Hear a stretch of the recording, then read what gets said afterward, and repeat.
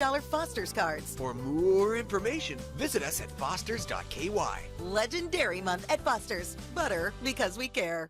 Hey, listen, it's carnival season, and Digicel wants you to celebrate without worries. Get double the data only for carnival weekend when you purchase a 7-day Prime Ultra plan. Whether you're streaming the hottest tunes or capturing unforgettable moments, make sure you have enough data to keep the party going all weekend long. Yeah, no lie. Don't miss out on the fantastic offer. Get your 7-day Prime Ultra plan today and experience carnival like never before. Digicel, bigger together. For the record, proudly brought to you by Coca-Cola. Available across the Cayman Islands from Tortuga Distributors. Accept no substitutes. Taste the feeling with Coca-Cola. Brand Source Home Gallery. Inspiring luxury. West Bay Pharmacy. Taking care of your health. And JN Money. From abroad to yard. Fast, affordable, convenient. Doctor's Hospital. Peace of mind is important when life happens. Doctor's Hospital. Always there for you. Call 949-6066. And by the STEPS 2023 National Health Survey. Visit gov.ky/steps to learn more. And Cayman Airways. Call them on 949-2311 to book your nonstop flights to Los Angeles and Panama. This is For the Record with Orrett Connor. Coming to you live from Radio Cayman Studio. For the record. For the record. For the record. Hear from your government officials, independents, and the opposition on issues that matter to you. For the record. Engage in an open dialogue between residents and lawmakers. For the record. For the record. For the record. Informative, impartial, insightful. This is your talk show. 1-800-534-8255. Your calls, your input. This is For the Record. And now, your host, Orrett Connor.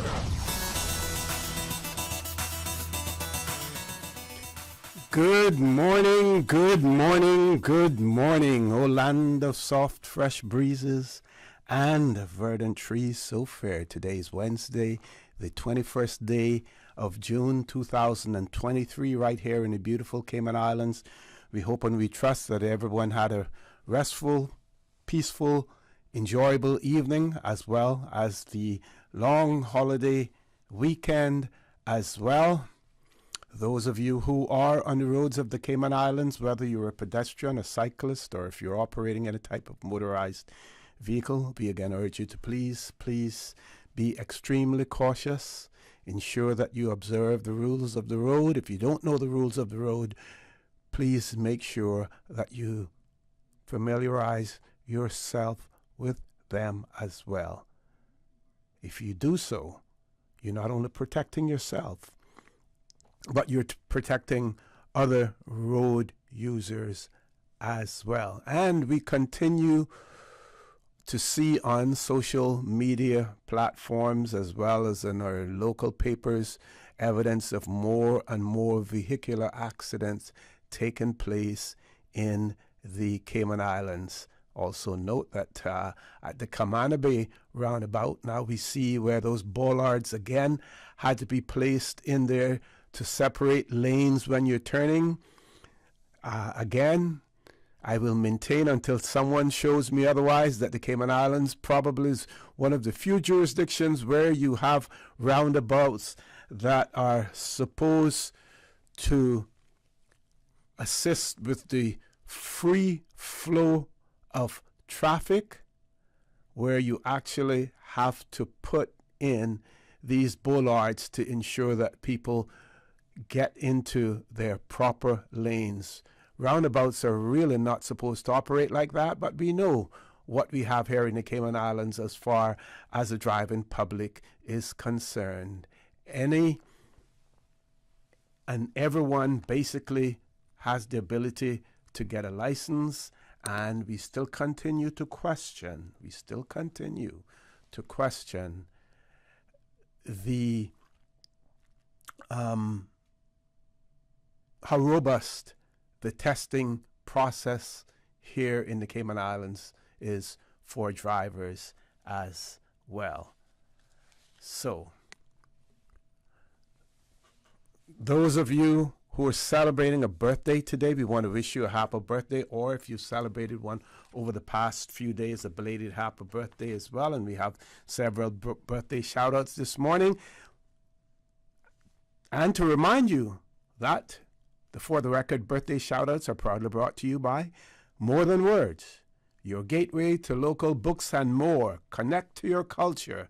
Tap in to your roots. More Than Words, located on the second floor of the Thompson Building. Those of you who have lost loved ones, again, we want to express our sincere condolences to you. We hope and we trust that your faith will help to carry you through these extremely challenging times, and that the memories of your loved ones will be a blessing to you as well.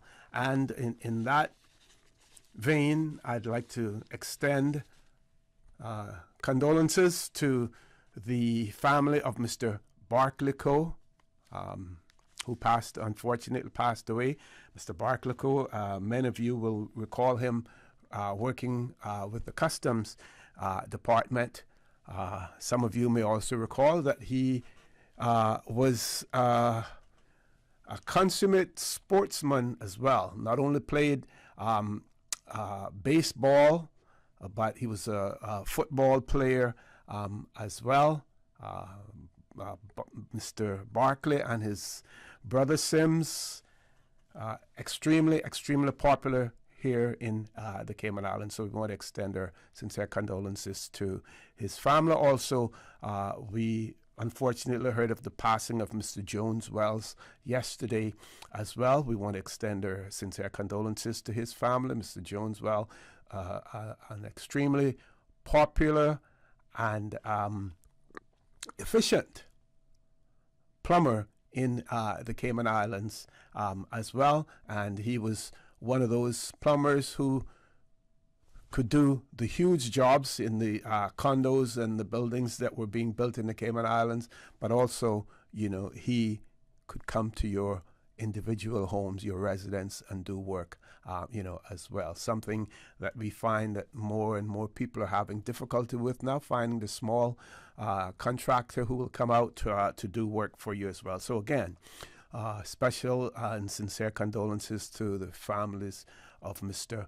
Barclay Coe and Mr. Jones Wells as well. Those of you who are ill and are either at home or at a medical facility here in the Cayman Islands or overseas, we wish you a speedy recovery as well. So folks, I want to thank you for allowing Radio Cayman, and by extension For the Record, into your homes, into your vehicles as you traverse the busy roads of the Cayman Islands, into your places of work, wherever that may be. As you know, For the Record is a show produced by the staff and management of Radio Cayman, and it is geared towards keeping you abreast of issues as they arise and play out on the local, regional, and international scene. I'm your host, Orrett Connor, and you're welcome to join me every Monday, Wednesday, and Friday from 7:30 a.m. until 10 a.m. During that period, our phone lines are open. This morning, again, it is the radio voice of Silver Fox, Mr. Paul Cal, waiting to take your calls. You can call us on our toll-free number provided courtesy of Flow. That toll-free number, 1-800-534-8255. You can also call us on 949-8037 and 949-6990. Email us, For the Record, one word, For the Record, at candw.ky.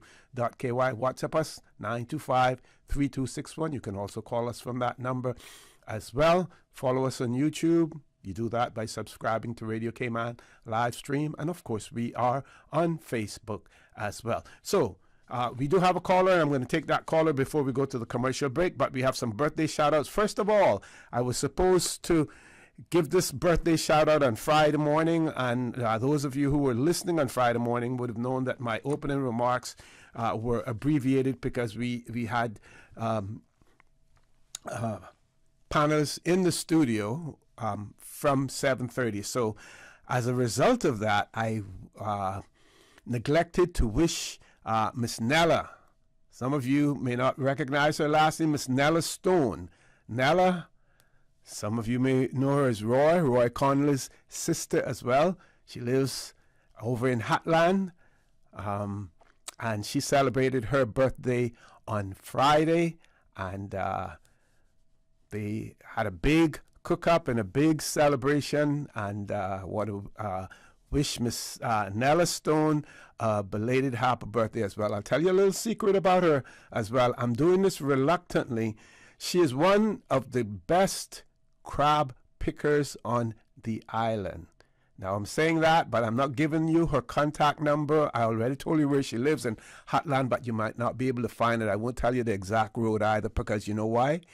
Because I'm one of her customers, and I can't let you in on this secret, because then, I may lose out and miss out on my stash if she gets too many demands, for crab meat. One of the hallmarks and the signature marks of a good crab picker is that when you're eating the crab, you don't have to worry about any crab shell being in it as well. And Miss Nella is like that. So Miss Nella, belated happy birthday to you, and I know that you enjoyed it, and again, this big shout out to you.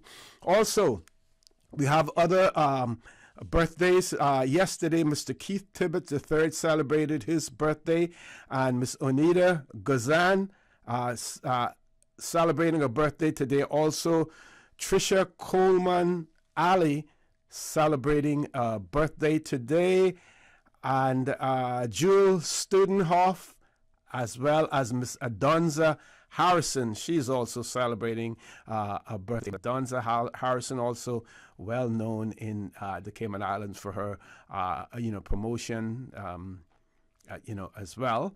And tomorrow we have Edith Turner Seals celebrating a birthday, Sandra Brooks celebrating a birthday tomorrow, and Mr. Quincy Brown celebrating a birthday tomorrow as well. Let's grab the caller before we go to our first commercial break. Caller, good morning. Welcome to For the Record. Good morning, Mr. Connor. How are you doing today? Good morning. I'm fine. How are you, sir? Yeah, you're waiting for a little rain. I think we're going to get a little rain someday and tomorrow, but... Yeah, we can use it. We could use it. Yep. Mr. Connor, I think we got a little problem at the HSA. I've been hearing a lot of people complaining, and I know the minister quite well, and I don't think that maybe she's aware of it, because I take her for a very, very good friend of mine, and yours as well, but I don't know if she's aware of this, her ministry. But I've been understanding that they are short of beds at the hospital.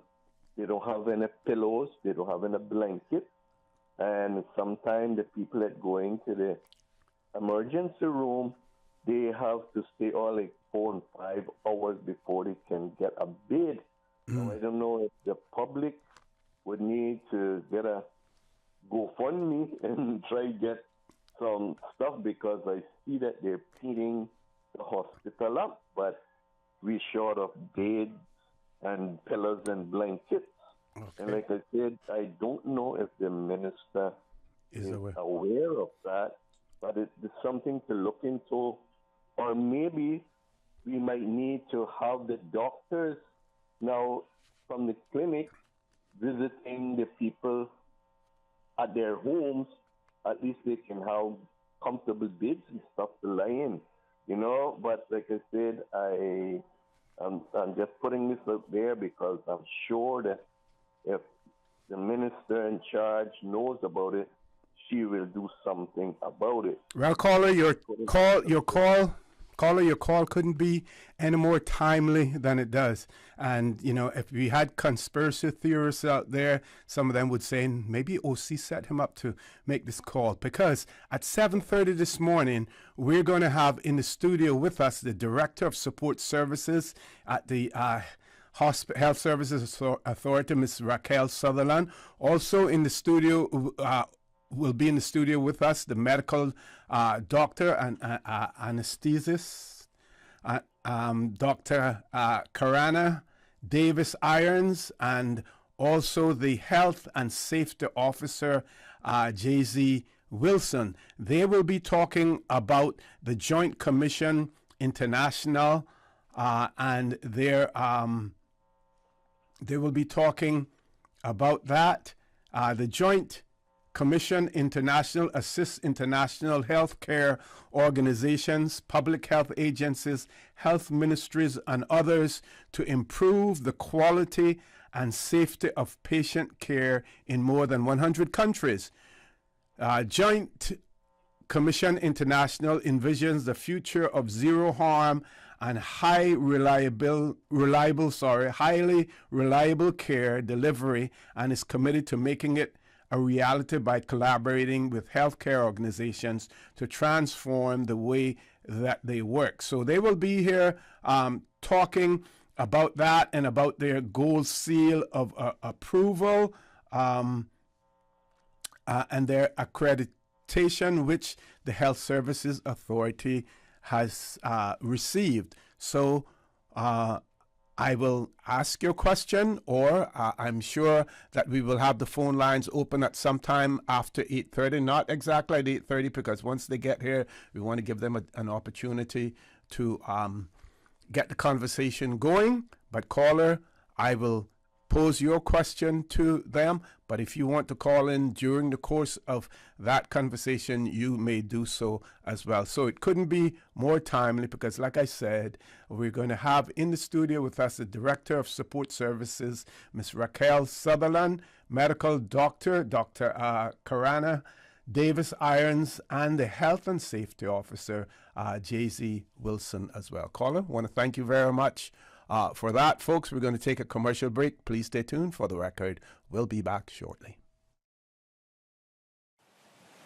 The Cayman Islands boasts of a long, colorful, and rich history. In tribute to our roots, Radio Cayman, the voice of the Cayman Islands, is pleased to bring you the Historical Vignette Series, brought to you by Rotary Central. For more than 110 years, Rotary members have used their passion, energy, and intelligence to take action on sustainable projects. The Cayman Islands, He hath founded it upon the seas. Anton Bancroft Borden. Anton Borden came of age at a time when educational opportunities in the Cayman Islands were very limited, and he made the best of what they were. In 1943, he left Cayman to seek his fortune in Colon, Panama. After 4 years, he returned home and started his own business, which included barbering and opening a modern dancing studio. He was elected as vestryman representing Bordentown. With the advent of constitutional change in the late 1950s, he became a founding member of the National Democratic Party and was elected under their banner in 1960. His political career spanned 12 years. He was married to Vernice Nee Miller, and the two had 5 children. Radio Cayman's Historical Vignettes was brought to you by Rotary Central. For more than 110 years, Rotary members have used their passion, energy, and intelligence to take action on sustainable projects. Since 1993, Rotary Central has worked diligently each year to provide quality bus shelters to our community. A traveling convenience to our school children, the elderly, young people going to work, guest workers, and visitors using the public bus. We, Rotary Central, help you, our advertisers, make it happen. Your marketing dollar travels a far way. Positioning your message, your product, your services, your presence in over 83 bus shelters. Every dollar you spend, every advert you place helps to build another bus shelter, providing modest comfort for Cayman travelers. Reserve space now on the only billboard medium in the Cayman Islands. Email rotaryshelters@gmail.com. rotaryshelters@gmail.com. The Bus Shelters, a partner in community convenience. Another inspiration program by Rotary Central Cayman Islands. West Bay Pharmacy. Personalized medicine, customized care to meet your specific needs. Your body is unique to you. Your medicine should be too. Whether you're seeking individual-specific medication, correct size dosages, or simply better tasting medicine, ask your pharmacist or healthcare provider about how compounding at West Bay Pharmacy can increase your treatment options, not only for your family, but for your pets too. West Bay Pharmacy, open Monday through Saturday, 9 a.m. to 8 p.m., Sundays and most holidays from 11 a.m. to 6 p.m. There you go, sir. Thanks for choosing JN Money Transfer. Boy, thanks to JN Money Transfer, I can stay right here in Cayman and pay mama bills back home in Jamaica. Her water, light, phone and other bills never late. Every month I pay everything in one place. Make payments to over 30 companies in Jamaica through JN Money Transfer. Fast, affordable, convenient. Call 1-800-744-1163 for details. Health behaviours and lifestyle choices such as diet and smoking can be risk factors for non-communicable diseases. The STEPS 2023 National Health Survey will allow the Ministry of Health and Wellness to gather important data on the health of the nation, including these risk factors. This information will inform our plans for the health needs of Cayman's residents, allowing us to better serve our population. Learn more by logging on to www.gov.ky/steps. Can you imagine your home completely organized? At Brand Source Custom Closets, we can. We specialize in designing and building custom closets and storage units for any room in your home, including the garage. With tailored designs and custom LED lighting solutions to fit your lifestyle and budget. Our custom closets expert is committed to enhancing the value of your home with a solution that is uniquely yours. Visit our showroom or call 623-6774 to schedule a no-obligation appointment with our design expert. Brand Source Custom Closets, 209 Dorsey Drive, Industrial Park. More Than Words, your gateway to local books and more. Connect to your culture. Tap into your roots. More Than Words bookstore in the Thompson Building. Supplies local books, gifts, trinkets, keepsakes, wall plaques, and journals. The hub for local authors. More Than Words. So much more. More Than Words is now open. Shop number 4, second floor Thompson Building. Or call 936-5544. System 1 loaded. 1-800-534-8255. What is on your mind when it comes to the government, independence, and the opposition? Issues that matter to you. 1-800-534-8255. Waiting to hear from you. For the Record. This is For the Record with Orrett Connor. Good morning and welcome back to For the Record.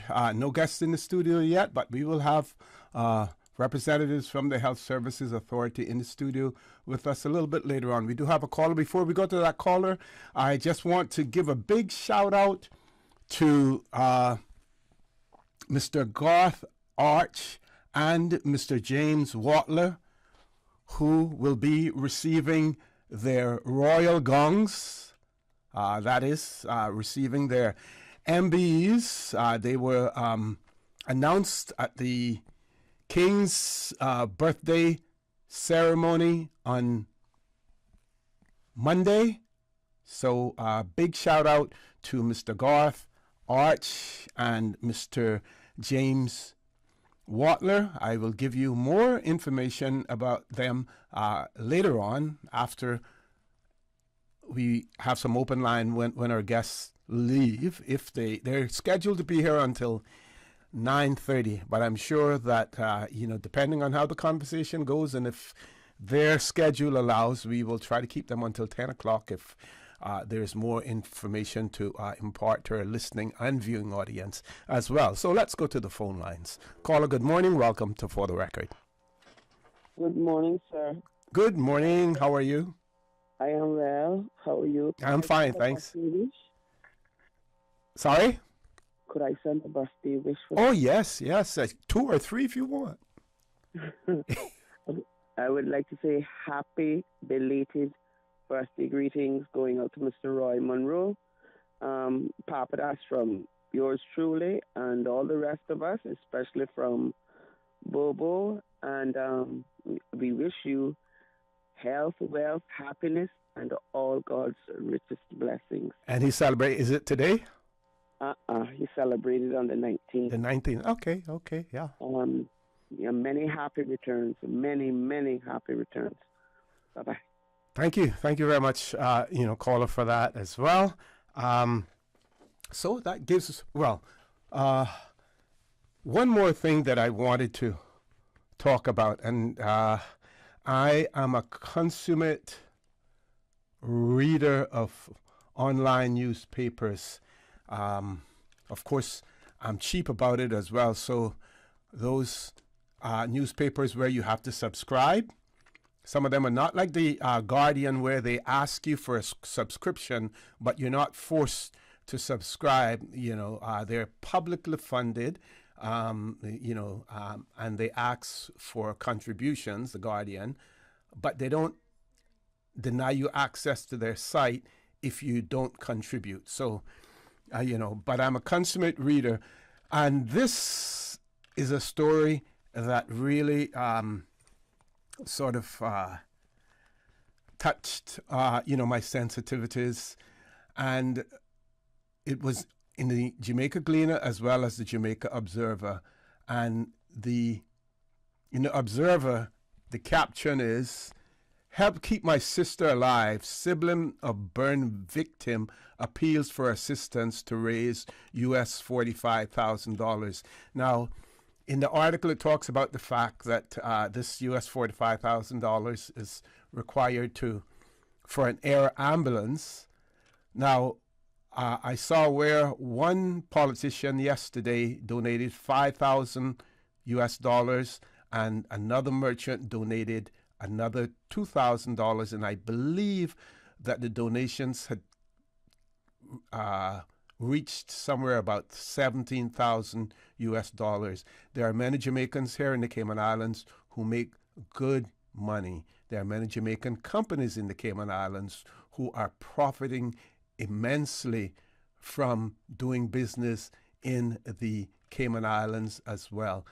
I would encourage you, go on to the Gleaner website, go on to the Observer website. You may have to Google it now, and if you Google something like, Jamaican burn victim seeking financial assistance for air ambulance or something of that nature, you will find it there.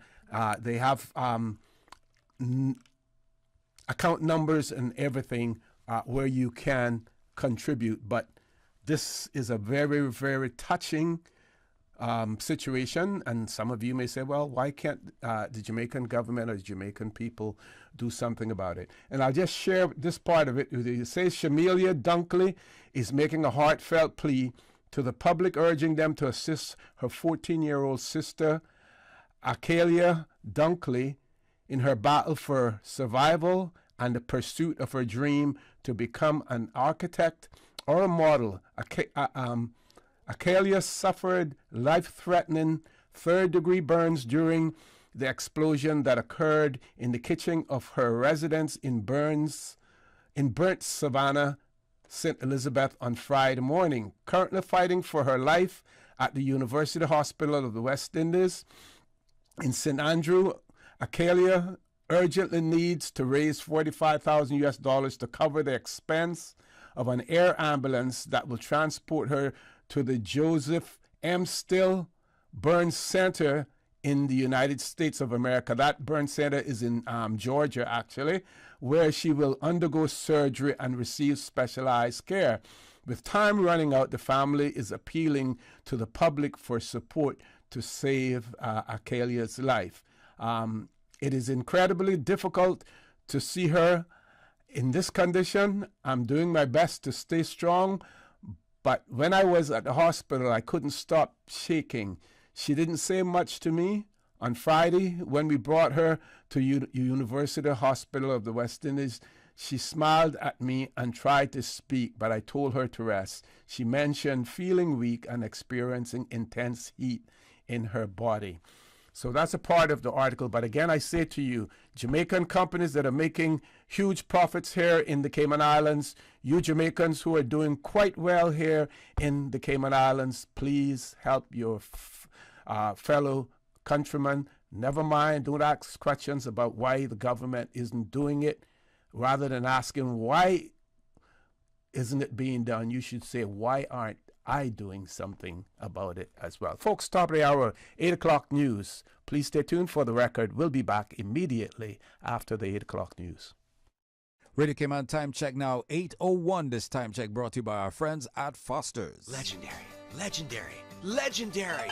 June is Legendary Month, but this year Foster's is celebrating dairy like no other. Join us as we commemorate the creamy, salute the smooth, and acclaim all things milky, velvety, whipped, and thick for both dairy and alternative dairy. Purchase any 5 products in the dairy department until June 30th, 2023 for a chance to win one of 3 $250 Foster's cards. For more information, visit us at fosters.ky.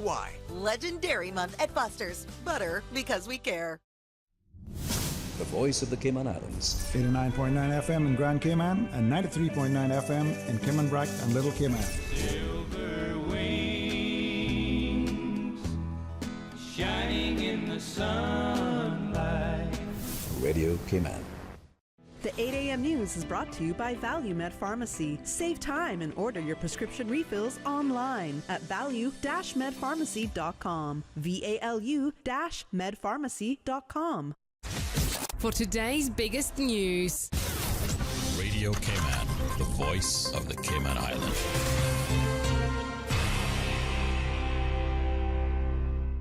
With your latest news, I'm Carsley Fuller. Premier the Honorable Wayne Panton says progress is being made on the backlog of work permit applications. At the recent parliamentary luncheon, he told attendees in May alone the Department of Work received thousands of work permit applications. During the same period, the department, both the administrators as well as the boards working together, considered a total of 6,395 work permit applications, demonstrating that the projects and the initiatives put in place to address backlogs is working.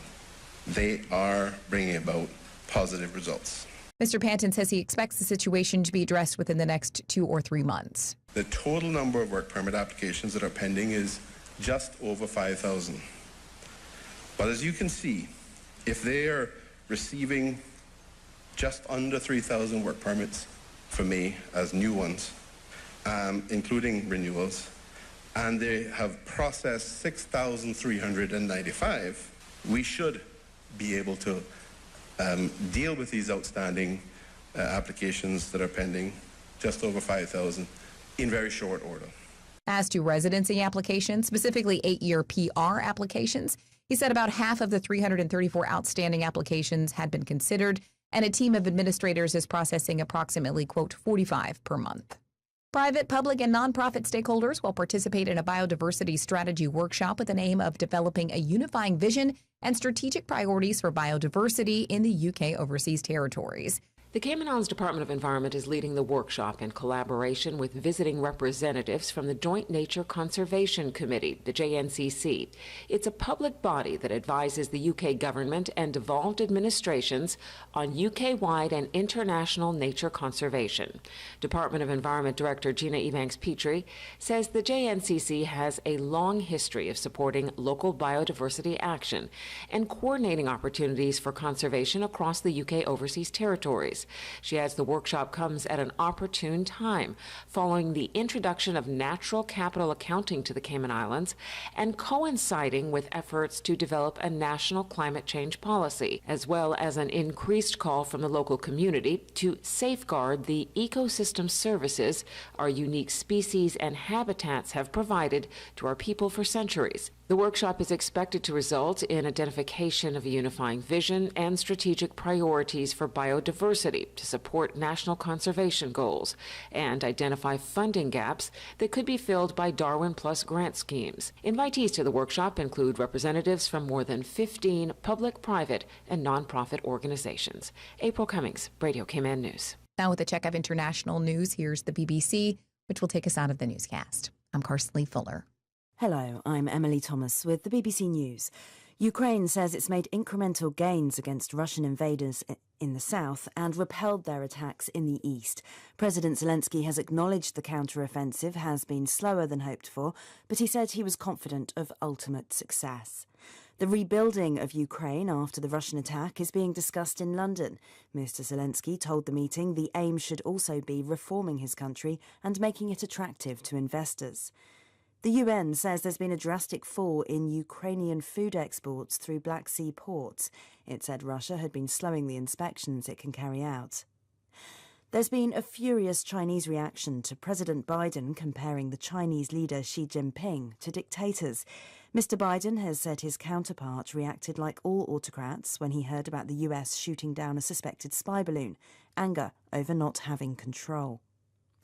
Underwater searches have failed to locate the submersible missing in the North Atlantic after tapping noises were heard. More specialist vessels are heading towards the vast search area, but the 5 people on board have just over a day of oxygen left. Reports from Sudan speak of heavy fighting in the capital, Khartoum. The violence between the army and the rival paramilitary forces came before the end of the latest truce. That's the latest world news from the BBC. The 8 a.m. news is brought to you by ValueMed Pharmacy. Save time and order your prescription refills online at value-medpharmacy.com. VALU-medpharmacy.com. Now, more than ever, supporting your immune system is crucial to helping your body fight off illnesses like the common cold, the flu, and COVID-19. At ValueMed Pharmacy on Walkers Road and in Buttontown, we carry all the essential vitamins and minerals to help support your immune system and improve your overall health. Some of our top immunity support picks are vitamin C, vitamin D, zinc, elderberry, and quercetin, or the popular 7-in-1 immunity support. Our pharmacists are always on hand to help guide you and answer any questions. Visit ValueMed Pharmacy on Walkers Road or Buttontown. Live happy, live healthy with ValueMed Pharmacy.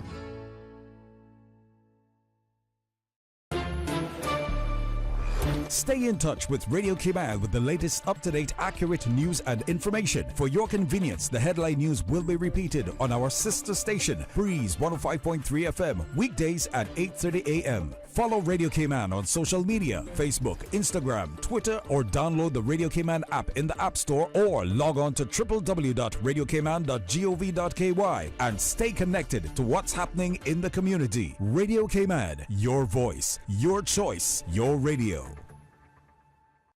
You know, as a little girl, I dreamt of traveling to faraway places and foreign lands. I tell you what though, no more dreaming. This summer, I'm going flying with Cayman Airways. How blessed are we in the Cayman Islands to have a very own national airline? Girl, you can fly to so many international destinations without the hassle of connecting flights. On top of Jamaica, Cuba, and Honduras, you got non-stop flights from Cayman to New York, Miami, Tampa, and even Denver, Los Angeles, and now Panama. Going to be a little cafe con leche and Hollywood Squares for this old gal this summer. Make your travel dreams come true with Cayman Airways, offering non-stop flights for non-stop adventures in Panama, LA, and many more places in between. For details and to book, call 949-2311, contact a travel agent, or visit CaymanAirways.com. Summer Swing Camp, Summer Swing Camp. It's that time of year again. Learn a lifetime skill, not a project. Unleash your creativity at Creative Fashion School for your Sewing Summer Camp 2023. Develop a long life skill, a safe environment to express your creativity and meet new friends. Learn the art of sewing and more. Age 6 to 18. Enroll now for unforgettable 5-week summer camp experience. Camp start July 10th to August 11th, 8 a.m. to 1 p.m. Cost is $250 per week. Material and snack included. Join us at Creative Fashion School for a summer filled with sewing fun and more. Call 9280344 or visit our website at www.thecreativefashionschool.com. See you there. Tune in every Monday through Friday at 12 p.m. for Radio Cayman's Midday Newscast. Radio Cayman, the People's Station, your trusted official source for the latest news. The 12 p.m. news is proudly brought to you by Health City Cayman Islands. World-class healthcare within your reach. The 8:12 a.m. weather report brought to you by CG Britcay, where people come first.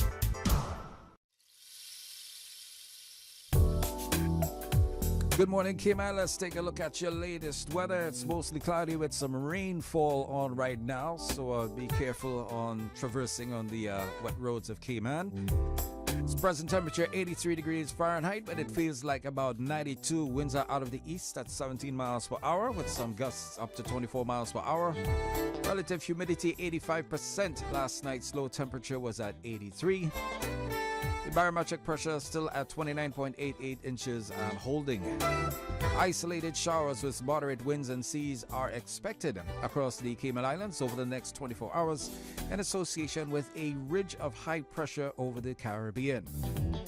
And the National Hurricane Center is issuing advisories on Tropical Storm Brett, which at 4 a.m. was located at 12.8 degrees north, 51.4 west, or about 645 miles east of the Windward Islands. Tropical Storm Brett is moving towards the west at about 16 miles per hour, with maximum sustained winds of 60 miles per hour. The storm poses no immediate threat to the Cayman Islands at this time. Our forecast for today calls for partly cloudy to cloudy skies with a 30% chance of rain. Temperatures will rise to the upper 80s with a heat index of 95 degrees Fahrenheit. Winds will be east to southeast at 10 to 15 knots with higher gusts, and seas will be moderate with wave heights of 3 to 5 feet. Later on this evening, partly cloudy skies with a 30% chance of the shower. Temperatures will fall to the upper 70s. Winds will be east to southeast at 10 to 15 knots with higher gusts, and seas will be moderate with wave heights of 3 to 5 feet. We're in a low tide. High tide is coming up at 11:25 this morning. It's going to be low at 5:33 this afternoon. For tomorrow, high tide is at 12:34 a.m., low at 7:06 a.m., high at 12:20 p.m., and low at 6:20 p.m. Today's Wednesday, June 21st. Today marks the official day that summer begins, today being the longest day of the year, which will occur at 10:58 this morning. Sunset will be at 7:05 this evening, and the outlook is for similar weather conditions through Friday morning. And that, my friends, is your latest weather. Take some advice from your Aunt Angie. Don't lie on your resume, because if you say you've got trapeze experience, someone might shoot you out of a cannon and expect you to do a gymnast routine while flying through the air at 82 miles an hour. And just because you want to land on your feet doesn't mean you will. But if you're smart, you'll have CG medical insurance, so you get the best coverage for the price. Get the best coverage for the price. CG Brit-K. Good like that. All benefits are subject to policy provisions, including eligibility at the time of service. The 8:12 a.m. weather report brought to you by CG Brit-K, where people come first. During these unprecedented times, Radio Cayman, the voice of the Cayman Islands, is pleased to bring you the Cayman Strong Series. The Cayman Strong Series is brought to you by Encourse Cayman.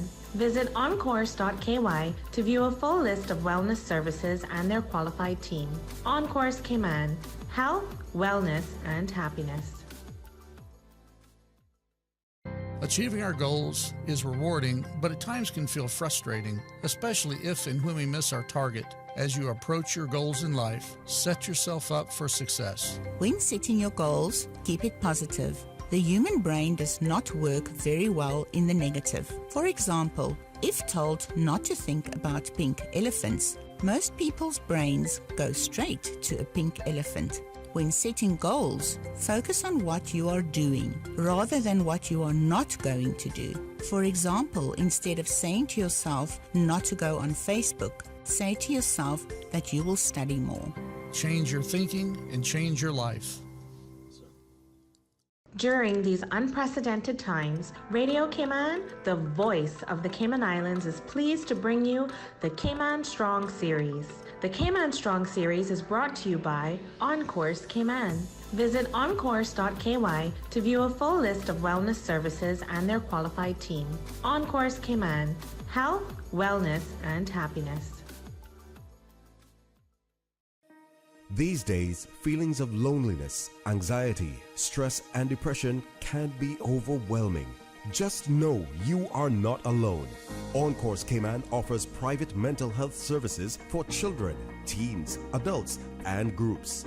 Visit encourse.ky to view a full list of wellness services and their qualified team. Encourse Cayman, health, wellness, and happiness. The traffic report is brought to you by Subway. Planning a meeting, event, or office celebration? Visit subway.ky to place your catering order today. All right, once again, good morning, my friends. We have some rainfall here in Grand Cayman. Not sure how it is in Cayman Brac and Little Cayman, so be careful on the wet roads. Taking a look at the traffic situation. Of course, starting off with streets in Georgetown, looking at Shedden Road, very light to moderate traffic, similar with Eastern Avenue, which of course is getting busy at this time. Godfrey Nixon Way, traffic coming in, feeding into the Eastern Avenue. Edward Streets, fair to find, light moderate traffic, some light pedestrian movement as well. Looking down at West Bay Road from the Ritz-Carlton, bit of traffic flowing into the Georgetown area, moving smoothly. And of course, traffic coming out of the eastern areas. Still a bit of traffic backed up along the east-west arterial. Yes, a lot of traffic backed up there this morning time. Similar on the Linford, Pearson and Crew Road going through South Sound. Yes, traffic backed up as well. Getting closer to the Georgetown area, you'll experience the traffic as well on Walker's Road and continuing through South Church Street onto Seafarers Way and North Church Street. One cruise ship is in port, so expect lots of visitors ashore in the Georgetown area. Heading towards the airport to catch a flight, very light traffic along Roberts Drive and Cayman Brac and Little Cayman. Light traffic this morning time. Keep it locked right here on your Radio Cayman. Your traffic update brought to you by our good friends at Subway. From boat days to beach gatherings, leave the catering to Subway. Choose from small and large sandwich platters, double meat wrap platters, and top it off with optional cookie platters for dessert. Or ask about our Subway box to go with the option of 6-inch or foot-long sandwich, 1 cookie, and 1 bag of chips for all occasions and celebrations. Let Subway focus on the food so you can focus on the fun. Visit subway.ky for catering options. Subway. Eat fresh. The traffic report is brought to you by Subway. Planning a meeting, event, or office celebration? Visit subway.ky to place your catering order today. At Kirk's Home Center, we can make your life much better. We got it all together. We got a great deal in store for you. From cookware to stereos, from power tools to plumbing supplies. Yeah, we got the best goods with the best price and a service to make you smile. At Kirk's Home Center, we got a great deal in store for you. Hey, listen, it's carnival season, you know, and Digicel wants you to celebrate without worries. Get double the data only for carnival weekend when you purchase a 7-day Prime Ultra plan. Whether you're streaming the hottest tunes or capturing unforgettable moments, make sure you have enough data to keep the party going all weekend long. Yeah, no lie. Don't miss out on the fantastic offer. Get your 7-day Prime Ultra plan today and experience carnival like never before. Digicel, bigger together. For the record, with Orrett Connor. Initiating system. For information that matter. For the record, with Orrett Connor. Continues right now on Radio Cayman. Good morning and welcome back to For the Record. No guest in the studio yet, but I want to remind you that at 8:30 we will have from the Health Services Authority, Director of Support Services, Ms. Raquel Sutherland, medical doctor and anesthetist, Dr. Karana Davis Irons also in the studio, will be in the studio with us, the Health and Safety Officer, J.Z. Wilson. That will be at 8:30, and they will be talking about the Joint Commission International, the accreditation that the Health Services Authority has received as well. We do have a caller. Let's go to the phone lines. Caller, good morning. Welcome to For the Record. Good morning, OC. Good morning. Good morning, my dear. Dr. Steve not with you this morning, is he? No, he isn't. He isn't this morning. Well, good morning to him, too. I hope he's listening in. I'm sure he is, yes, thanks.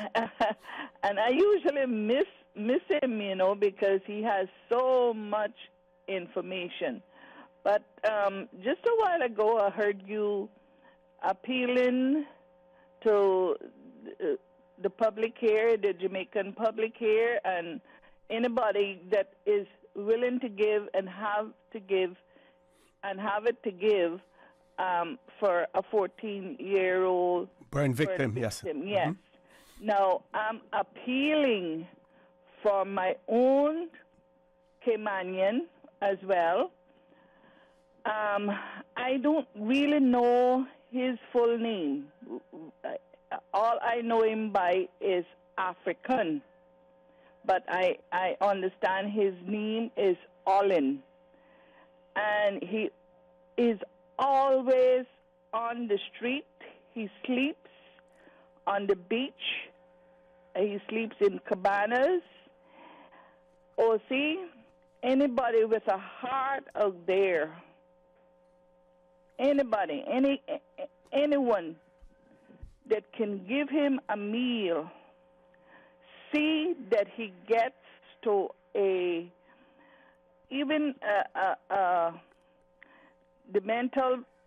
the mental ward in the hospital until the mental facilities is open up here. Everybody just shuns him and say he could take it and buy drugs. Should not mean that that's another person that needs serious help. If you look down at his feet alone, you got to have a heart, even if you didn't have a heart, if you know what I mean. Mm-hmm. He's wearing something that is strapped across his feet, but you wouldn't call them shoes. Mm-hmm. He wears a size 13. He's tall. He's dark.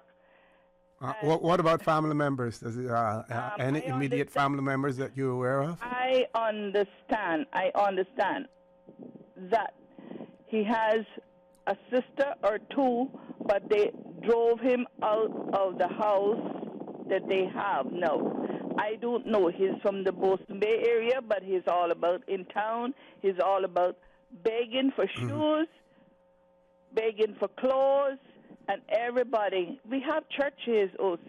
You know that. This place is full of churches.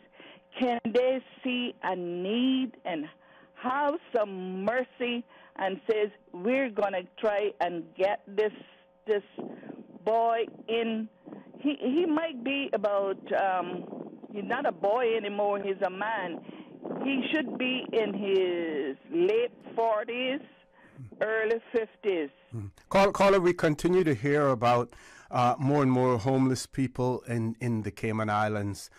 We see other jurisdictions that are, if they don't have homeless shelters, are now making provisions for homeless shelters because we're finding more and more persons. Some persons that are homeless, not because of their making or because of their doing, but because of circumstances as well. And we're likely to see more as we continue to get foreclosures, as we continue to see interest rates on mortgages go up. Do you think that we need to seriously look at homeless shelters in the Cayman Islands? Now, I know that those persons who would oppose that would say, well, you know, if you have these shelters, then that's an invitation for people to become homeless. I don't think that anyone goes out there and voluntarily decides that they're going to become homeless. No, I agree with you, OC. I really do agree with you. But this not happening today, you know. This not happened last week, you know. This has been years. Now we have representatives. Can they get together and say, let's put these people into a home, at least get for a meal, for some treatment, a bath. And don't forget now we also have the facility in up in High Rock that is being completed and everything. So you know, maybe that individual may be a candidate, a prime candidate for that as well. I would leave that to the MPs, but for somebody to be walking. Well, I'm not sure that it should be the MPs. I think we have a Department of Children and Family Services. We do have civic organizations out there, as well. The MPs, they make the legislation, they make the policy decisions, but implementing them, putting them into effect, and ensuring that they are fit for purpose is something that's why we pay our civil servants. Yes. I'm not going to keep you another half an hour or so, but I want to say this.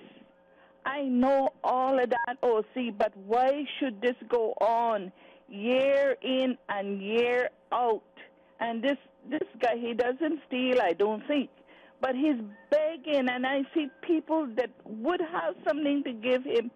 I ain't giving you anything because you could take it and buy drugs.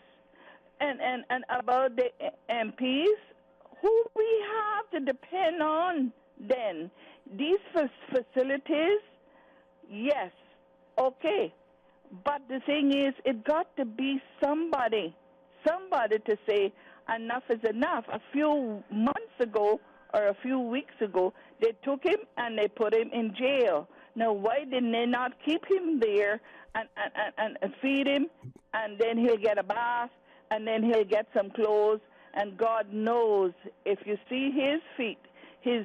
But don't forget now that a jail, you have to have some legal authority to hold a person there. So unless they have been committed to there, even though it may be altruistic in terms of what they're doing, they can't really keep him in prison unless he has been committed there as well. I understand what you're saying in terms of his ability, but I believe that it is like you were saying, caller. It is an indictment on our society. It is an indictment on our churches. It's an indictment on the neighbors. It's an indictment on family members as well. We all have to assume and shoulder some responsibility for this, because those persons who have the inability to help themselves, we should be helping them. Caller, I'm going to ask you to leave us there. We're going to go to a commercial. Thank you very much for your time. Thank you very much for bringing it to our attention as well. We're going to go to an early commercial break so that we can have our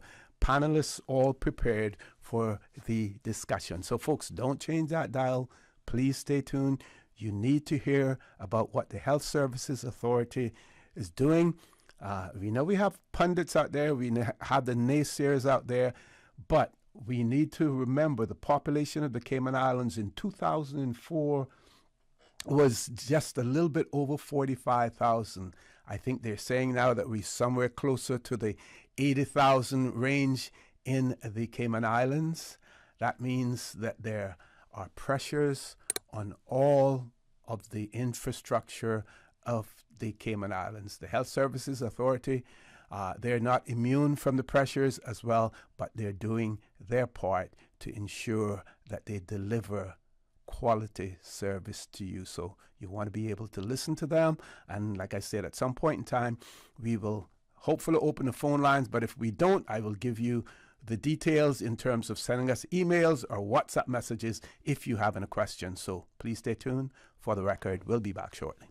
Have you been chosen to participate in the STEPS 2023 National Health Survey? Remember, if you have been chosen to participate, we cannot replace you with someone else. The survey is random and limited to 3,300 individuals across all 3 islands. Your participation is essential to the success of this important endeavor and will help shape Cayman's health services for years to come. Learn more by logging on to www.gov.ky/steps. At Doctors Hospital, we know life happens, and usually when you least expect it. So when unexpected medical issues arise, you need quality care close to home. Located in the heart of Georgetown, our accomplished team of physicians and medical staff treat minor urgent conditions such as migraines, chest and abdominal pain, shortness of breath, burns, broken bones, open wounds, and more. 24 hours, 7 days a week with no appointment necessary. Peace of mind is important when life happens. At Doctors Hospital, we're always here just for you. Need to speak to someone? Call 949-6066. What's that? No sugar, same amazing taste? Coca-Cola Zero Sugar is here to stay. Classic taste, pure satisfaction. Be sure to stop into any Tortuga location and get your own case of Coke Zero. Or grab an ice cold one straight from the cooler. Brought to you by Tortuga Distributors Limited. Coca-Cola, taste the feeling, K-Man.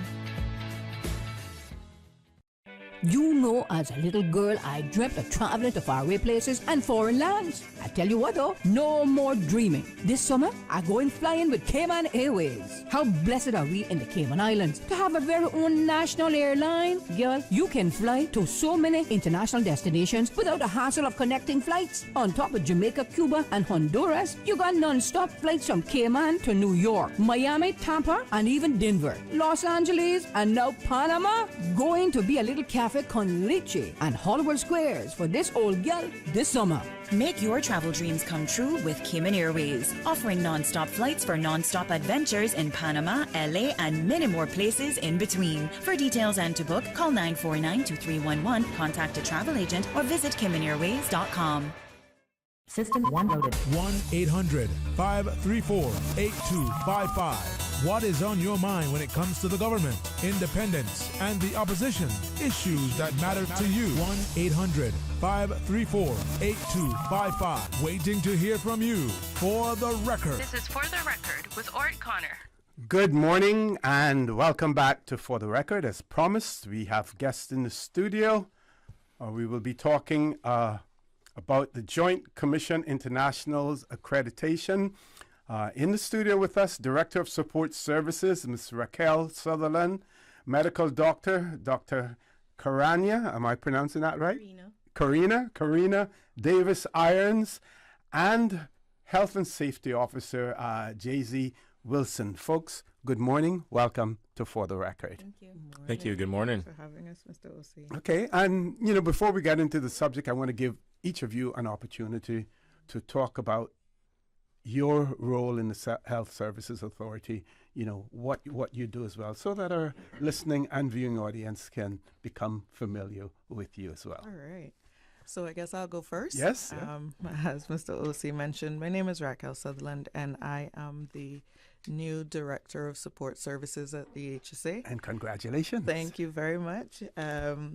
I've received a lot of support from the community, and so one of my goals is going to be to ensure that in my role, I give what, it says on the can, right? provide what is promised. So everything infrastructure will fall under my portfolio. And I think infrastructure is a very big part of the now challenge that we have at the HSA. As our population grows, we start to outgrow what was the appropriately purpose-built facility, right, back in the 90s. And so you will have started to see us address this in many ways. Things like the Smith Road Medical Center, things like having those outpatient services being available off the main campus, ease of accessibility, quicker turnaround times, those types of things. So, of course, no remit is going to be isolated. And so when the nurses and physicians and other healthcare providers say, we're not turning our patients around quickly enough because we don't have space, that's the call for me to say, what are our options? Of course, when our staff come to our site, we want to make sure that it's safe and secure. And so security is another item that falls under my portfolio. And when we talk about security, it almost segues right into this JCI accreditation that we just went through, because safety was one of our key focuses, right? And we'll talk a little bit more about that as the show goes on. And then, of course, we have to make sure that all of these nice facilities that we begin to occupy and expand, that we're keeping them clean. So housekeeping would fall under my remit. The equipment maintenance, so the biomedical team would fall under my remit. Of course, we have to continue to maintain everything that we have, so facilities would also fall under my remit. So that's the contribution that I make to the HSA, and hopefully we are able to, and I say we, myself and my team, are able to contribute to the overall goal. And the patient is always at the center of everything we do, even though we're not a patient-facing remit. Excellent. Yeah. Doctor? Good morning. Welcome. Good morning. Thank you. Thanks for having us. So my role is mainly a clinical. My role is mainly a clinical role. So I'm an anesthetist. I'm one of the anesthetists at the Health Services Authority, and I cover anesthesiology as well as critical care and some pain management. And as an anesthetist, safety is a key thing for us. We're oftentimes compared to pilots and the responsibility that you have with an airplane. So safety is key. So not only is my clinical role my responsibility to my patients as I care for them on an individual basis, but I extend my role to work with the health and safety team and other teams to ensure that there is institutional-wide safety along with the physicians and other healthcare teams. So I do not only clinical care, but I also assist with other teams in ensuring that our team is ready and prepared to give the safe care that our patients need and deserve. So Now, the role that you play there, that you've spoken about, is that typical for most hospitals, or if you worked in a larger hospital, would your role be more restricted? it's hard to say because naturally by our practice, naturally in our practice as anesthetists, we have that interest in patient safety as our goal. So lots of anesthetists worldwide find themselves delving into medical ethics, medical law, because of our interest in patient safety and care. So internationally, we do branch out. So it's not necessarily unique to our setting, but it's good that we're able to do that in our setting, and it's been very receptive. Excellent, excellent. Mr. Wilson. Good morning, Good morning. and good morning to the listening. And I believe you might have some viewing Oh, audiences yes, out yes, there. yes. My name is Jace Wilson. I am the Health and Safety Officer for the Health Services Authority. A part of my day-to-day role and responsibility, we are a department of two. So my manager, Miss Natalie Harvey-Com, who unfortunately is not able to make it today, we form the health and safety team for the entire organization. So that is now upwards of 1,100 plus staff members. So when you think about that, it puts it into perspective. We have to be responsible for all the health and safety aspects of all of our district clinics, the main campus, as Ms. Raquel was mentioning earlier, some of our satellite locations, Smith Road Medical Center, Marin's Dental, as well as there are times when we have to offer support and advice to our sister island, so Faith Hospital, and the clinic that we have on Little Cayman. So it encompasses many, many various different things in regards to health and safety. So patient safety as well as staff safety. Excellent. So let's talk about this accreditation as well. And when I visit their site and I get some description of the JCI Advantage, it speaks about the fact that it is the recognized global leader with decades of expertise in the healthcare industry, with a focus to help organizations achieve high reliable delivery of care and patient safety. They offer expert resources and tools to enable those that they serve, from health systems to frontline staff. So let's start about being introduced to this accreditation system. How did that come about? Well, when you have an organization, when you head up an organization, when you are a part of the strategic team that has to make decisions in the best interest of an organization, especially a public serving one, you always need to be thinking about the quality of what you're delivering.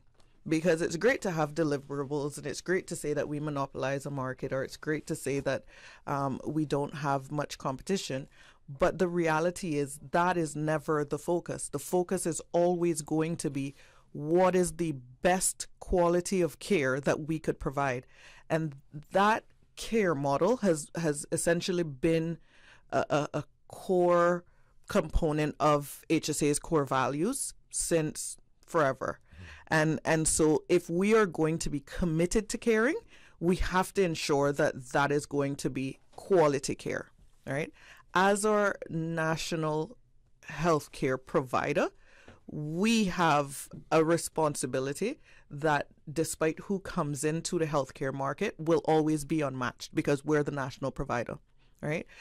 We provide the widest array of services. We exist in the most locations across the 3 islands. And so we need to do more than exist. And so with that quality core value in mind, with that value of quality care, we had to look for what is the thing that we need to do to ensure that these are real standards? What are the things that we need to do to measure ourselves up against what is an international standard of quality care? And of course, with JCI being the leader in accrediting bodies, it was the most suitable direction to go in. So in exploring the JCI standards, and when we talk about standards, essentially they have a whole handbook with 1,000+ standards that say if you are going to be a quality healthcare organization, you need to meet these targets. You need to do these things. You need to check these boxes. And so that is where our journey started. We recognize that we will always strive to provide the best quality of care. And we had to ask ourselves the question, how are we going to do that, and what is going to be our benchmark? And so the JCI standards was the benchmark that was decided. And we always talk about international best practice. Absolutely. So you're bound by that. Doc, and anything you want to add to that? So adding to what Raquel has said, so it signifies us achieving this recognition, the JCI accreditation and the gold seal, it signifies our dedication to the quality healthcare that Raquel has spoken about. And it also signifies that we went through a rigorous process, a rigorous evaluation process, and we were quite successful. And we met the standards and may have even exceeded the standards in some respects, right? And, you know, it shows our dedication to continuous improvement as well. So initially we started off by assessing what our current practice was, re-evaluating our existing policies, procedures, improving on them and implementing and creating new ones. And all this with a goal in mind for quality improvement, providing quality healthcare for all our patients. So, and she mentioned about benchmark. So JCI accreditation being a globally recognized process and a globally recognized achievement, we are now able to benchmark ourselves with other institutions that are also JCI accredited, which is good. And this will allow for us to have continuous improvement. So it's not just one step. It's not just passing this evaluation, but also re-evaluating on a constant basis, improving. Again, you mentioned things such as evidence-based medicine and taking it a step further each time to ensure that we're always giving our patients what is described as best practice medicine. Okay, we're going to take our first commercial break. Folks, please stay tuned. For the record, we'll be back shortly. Did you know that you can send money transfers to financial institutions anywhere in Jamaica with JN Money? You mean I can send money straight to my account and cut out the middleman? Yes, that's exactly what I mean. You send your own money to your own account, giving you peace of mind that the money is in your account. JN Money Transfers to Financial Institution is another convenient service offered by JN Money. You can have this done from any JN Money location. Deposit your money straight to your account without the hassle of asking someone to do it for you. JN Money Transfers to Financial Institutions, making life easier. Attention all Radio Cayman listeners. Do you own a Honda vehicle? There's currently an urgent safety recall regarding the faulty Takata airbags in Honda vehicles in the Cayman Islands. As affected vehicles get older, a combination of high temperatures and humidity can affect airbags with the fault, placing you and your family at potential risk. Car City is currently replacing any defective airbags completely free of charge. To check whether your vehicle is affected, go to carcity.ky/recalls. If your vehicle is not affected, you will require a letter from Car City stating so for your next vehicle licensing inspection. Without this, your vehicle will not pass inspection. Please contact the Car City service team. Call 949-5525 or go to carcity.ky/recalls. The safety of you and your family is important to Car City, so please take time to check if your vehicle is affected with this urgent Honda safety recall. So much happening so fast, too much. It is hard for me to follow my healthcare instructions. The private counseling with West Bay Pharmacy literally saved my life. At West Bay Pharmacy, we know how complex medications can be. Our pharmacists are delighted to offer you personalized one-on-one healthcare counseling, free medication review, therapeutic callbacks, and we will liaise with your physician to ensure you receive the best in quality medical care. Quality of life has a whole new meaning with the right pharmacy to support you. Thank you, West Bay Pharmacy. West Bay Pharmacy in Centennial Towers. Convenient quality care is just around the corner. Now you can WhatsApp your West Bay Pharmacy prescriptions to 516-0777. Your dream home starts with a vision, and often inspiration is at the heart of that vision. Brand Source Home Gallery's in-house designers are here to help bring your vision to life. Whether you're remodeling or building a new home, Brand Source Home Gallery is your one-stop solution. Explore their kitchen cabinets, sinks, faucets, bath fixtures, tubs, vanities, and more. Let Brand Source's designers help and inspire you with your next project. Call 623-5000 and schedule an appointment with a design expert at Brand Source Home Gallery, Dorsey Drive, Industrial Park, serving Cayman for 50 years. For the record, with Orrett Connor. Initiating system. For information that matters. For the record, with Orrett Connor. Continues right now on Radio Cayman. Good morning. Welcome back to For the Record. It is my pleasure to have in the studio with me this morning from the Health Services Authority, Ms. Raquel Sutherland, Dr. Davis Irons, and Mr. Jay-Z. How's it going? Jace. Jace. Jace Wilson in the studio with us. So we're talking about the Joint Commission International Accreditation, which the Health Services Authority, has achieved. We've been talking somewhat and also discussing what does this Joint Commission Gold Seal of Approval mean to the Health Services Authority.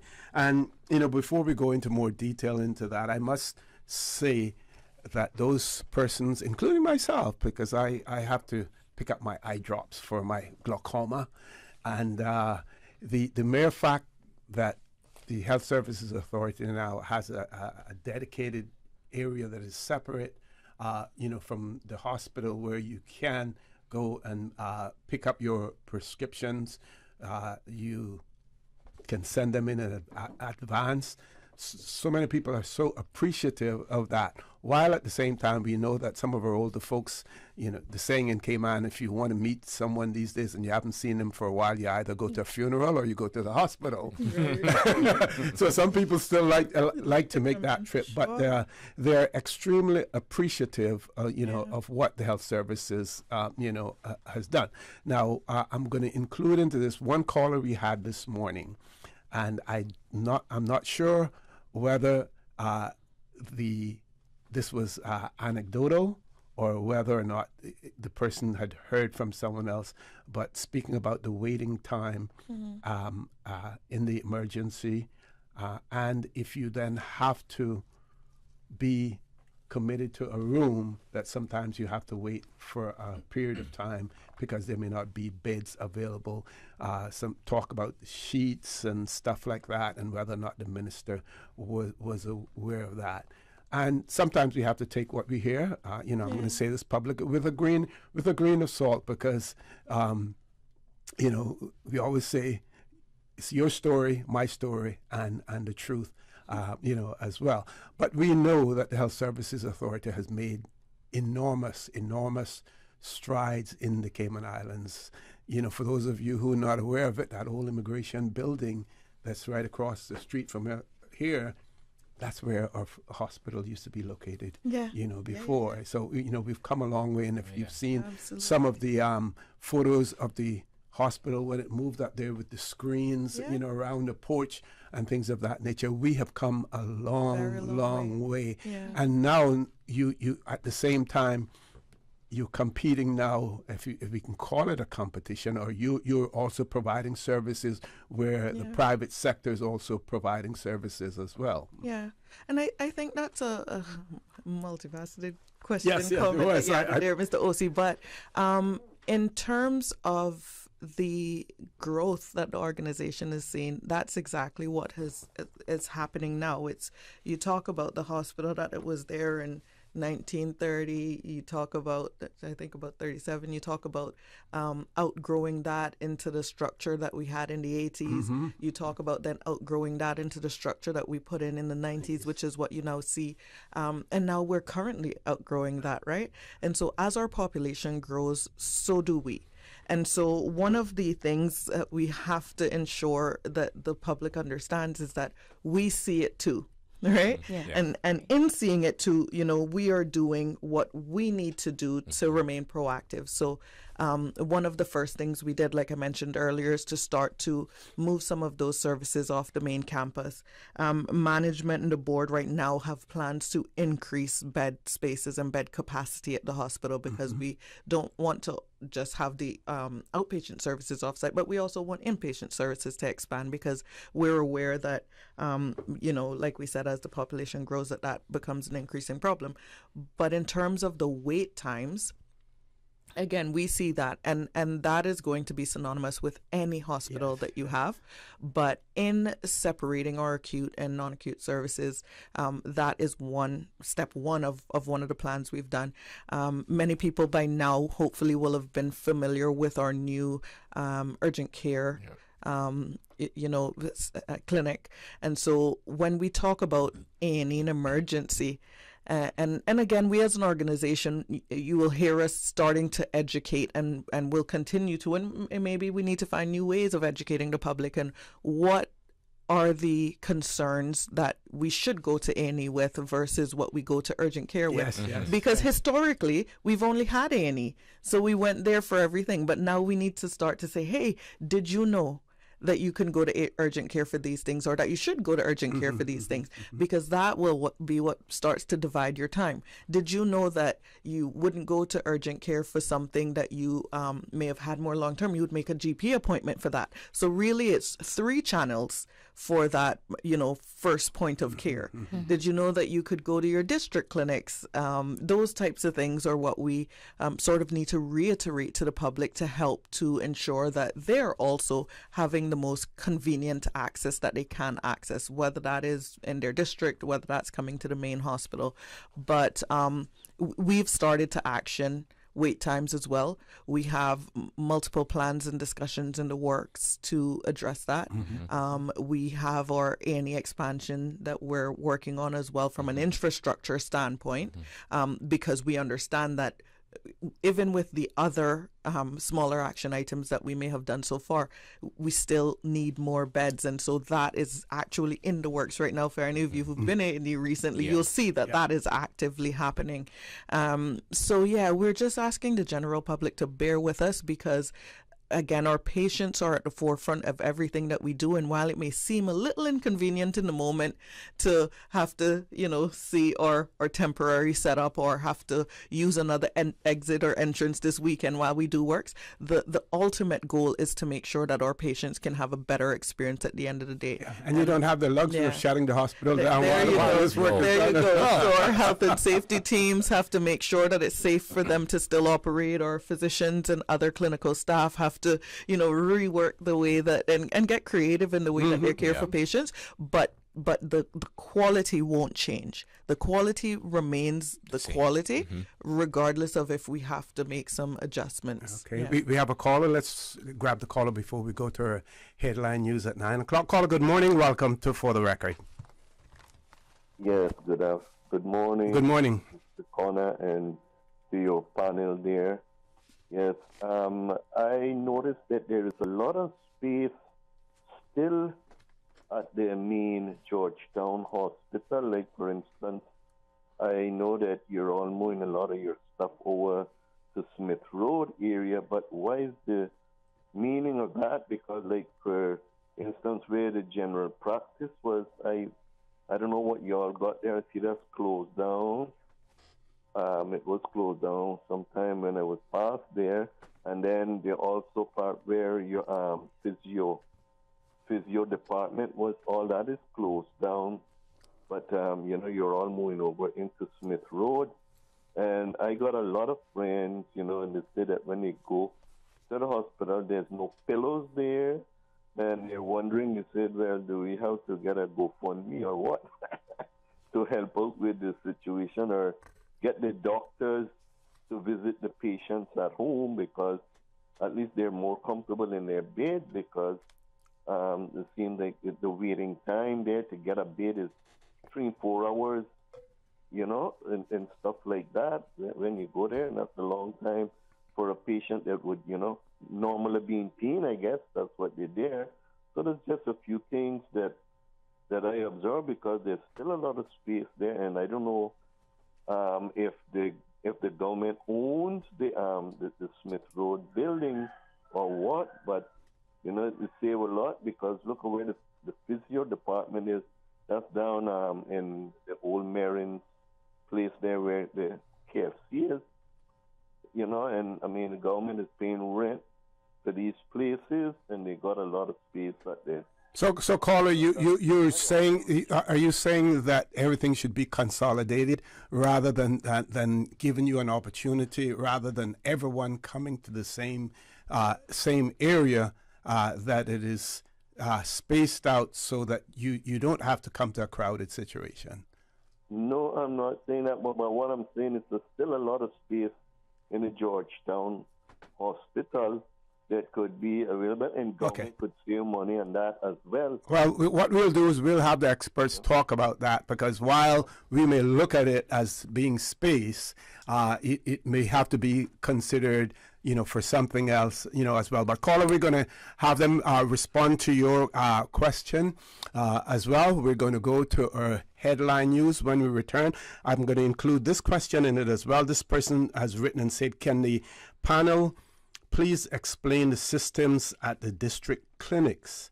That is the service times for doctors and pharmacy, which can be at times be confusing, as well. So if you can bear that one in mind, we're going to.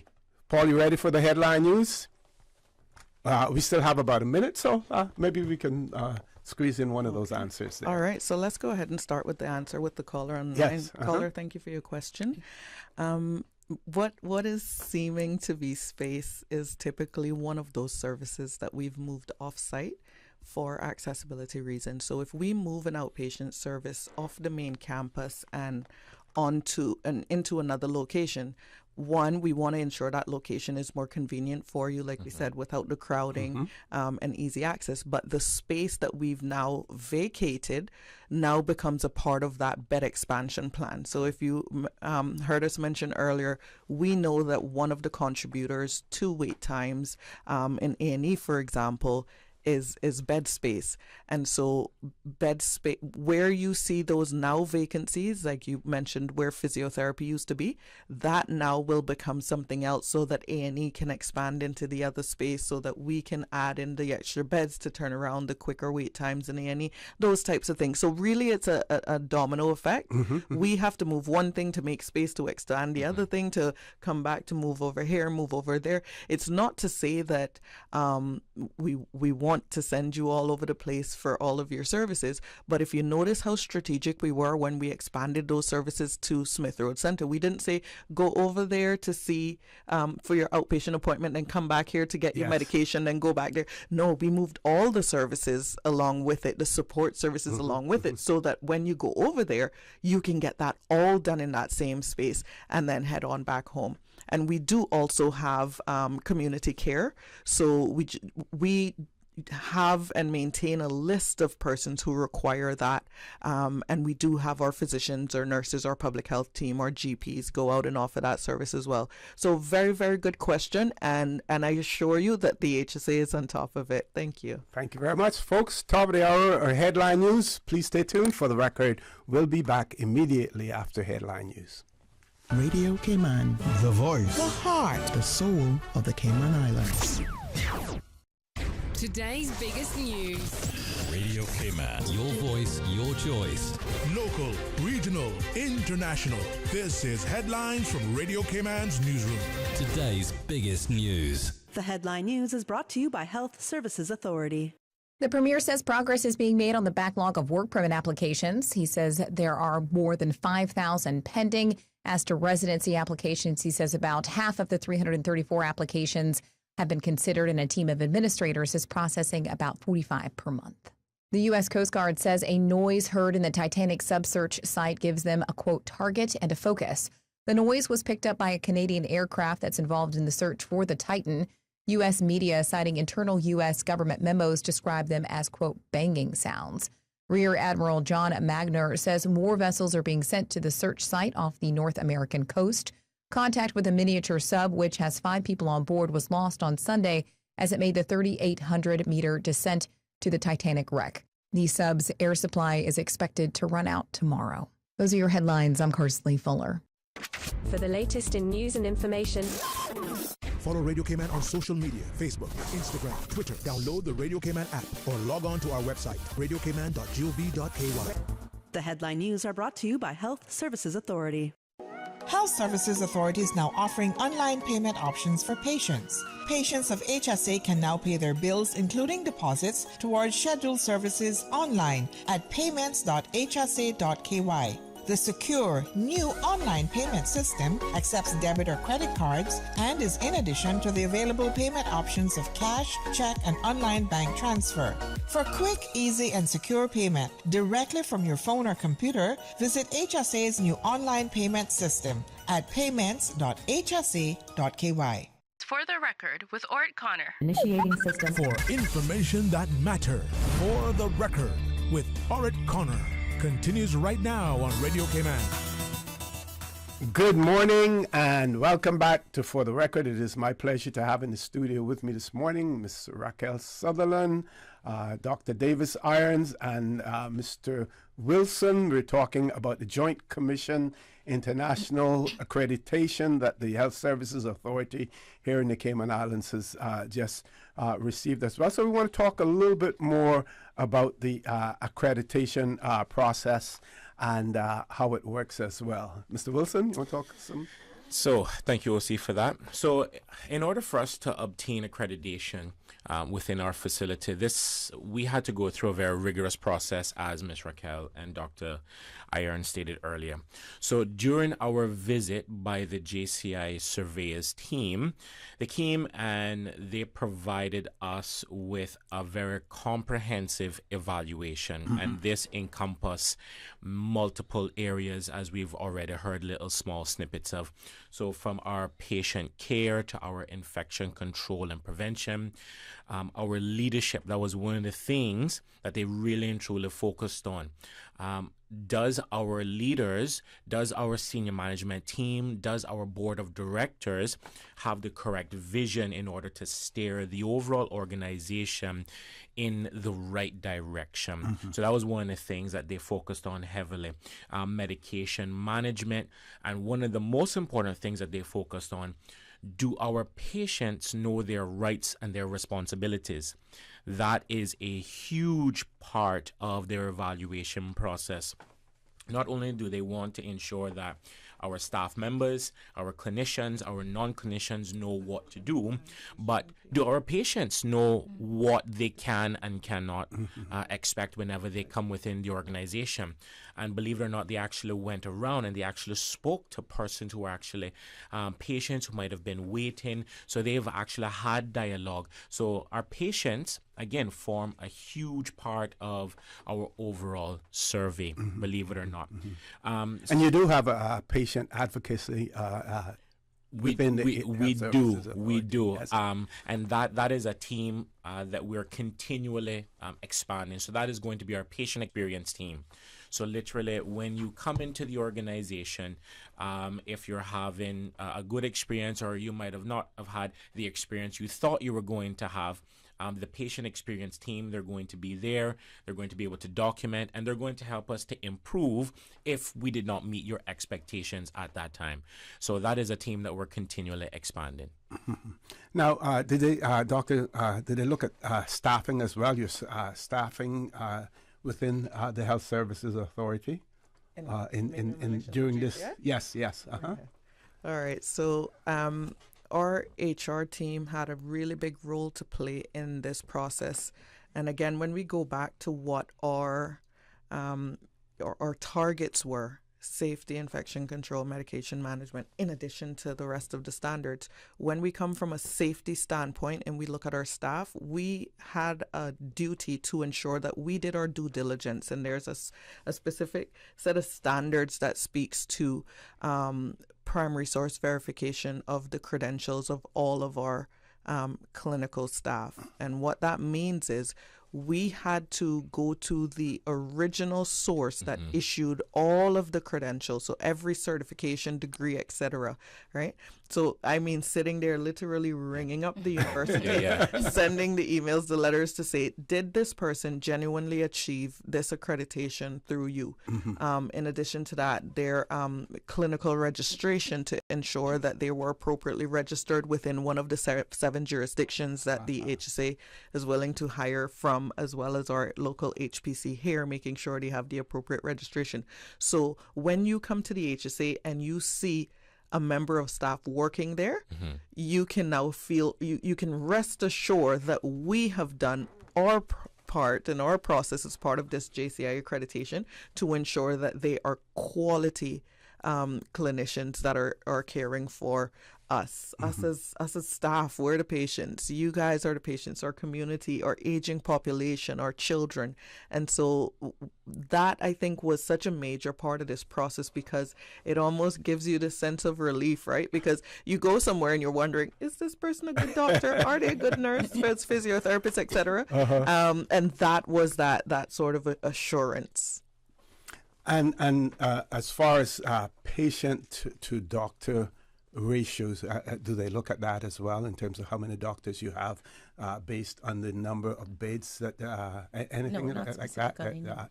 Nothing. So JCI didn't, but of course the HSA has its own staffing plan, right? Okay. And so as part of our staffing plan, HR again has the responsibility to ensure that we're adequately staffed. So we will have our internal HR processes that will look at vacancies. It will look at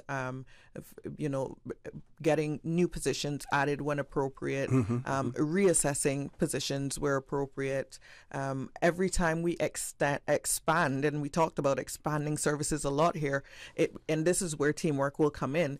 I may be looking at it from an infrastructure standpoint, but I will now need to invite our other colleagues to the table to say, how many staff are we going to have? What is going to be the turnaround time to get them on board versus when the project is going to be completed? How do these things align? And so it really is a very multifaceted approach to ensure that we are always, coming out with the outcome, the intended outcome, to ensure, again, that we have accessible quality care being provided. And this is where benchmarking comes in again, because once we benchmark against other accredited institutions, we can look at their models, their staffing models, and see how we can achieve the quality care that we desire to have by looking at those benchmarks as well. Excellent. And while you have the mic there, Doc, we did have a question from a caller, and part of it, has to do with insurance, but this person was talking about the cost of insurance, they being diabetic after COVID, only having a part-time job, and they were complaining about or were concerned about the cost of insurance because they're diabetic. But, from a doctor's standpoint, we know that you can't comment about the insurance part of it, but you can certainly give some advice in relation to diabetes itself and what is available to that person in the event that they need that.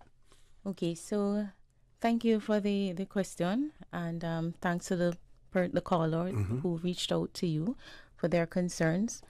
Now, as you said, I can't comment on the insurance aspect. With respect to the diabetes, of course, in order to address the issue, we would need more information from the patient. We do take into consideration all aspects of care for the patient, a holistic approach. So we look not only on the diagnosis that the patient has, but also what medications they may be on, how compliant they are with the medications, what's working, what's not working, their ability to afford different types of medication, their housing conditions, their work, etc. So it's a bit for this particular patient, I would suggest that the patient reach out to our needs assessment unit if needs be, reach out to different persons in, maybe Raquel can help to let me know exactly who they would need to reach out to. However, it's best to individualize the approach. And as I said, we want to give a holistic approach. So it wouldn't be fair to the patient for me to give specific advice that's generalized without knowing more information about them. Yeah, exactly. And OC, a part of that would be, as Dr. Iron said, we have a diabetes educator within the organization, because we have identified that we do have persons in the community who have been diagnosed with diabetes. So we have a diabetes educator, and along with what Dr. Irons already mentioned, they would then be paired up with a GP, a personal physician, and the educator along with the physician would then guide the patient along a holistic pathway. So that is where we're trying to, again, get this information out to the community to say, listen, hey, we have these services. Please do not hesitate to reach out to us.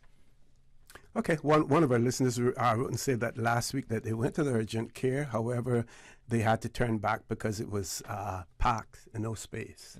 So sounds as if urgent care may be busy at times. Oh, absolutely. All of our services are busy at times.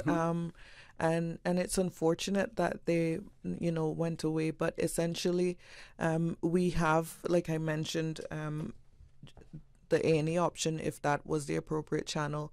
In addition to urgent care, we also have GP. And while GP might be appointment-based, if our patient experience team had managed to communicate with that individual before they left, and again, I apologize that that's the experience that you had, and it's unfortunate that we missed you.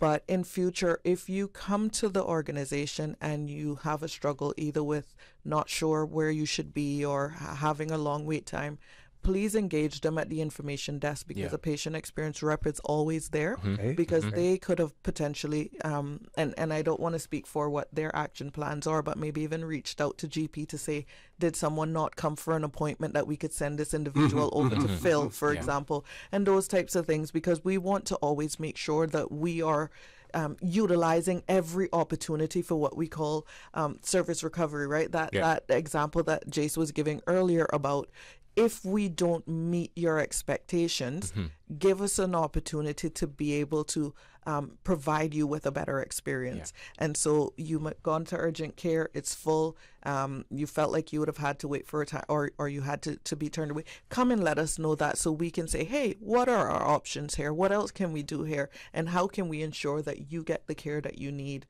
when you need it? Okay, Paul, we're going to take a commercial break now. Can you check the voice note as well? We do have a voice note. It looks like it may be about 5 minutes long, so you may want to check it before we decide to play it.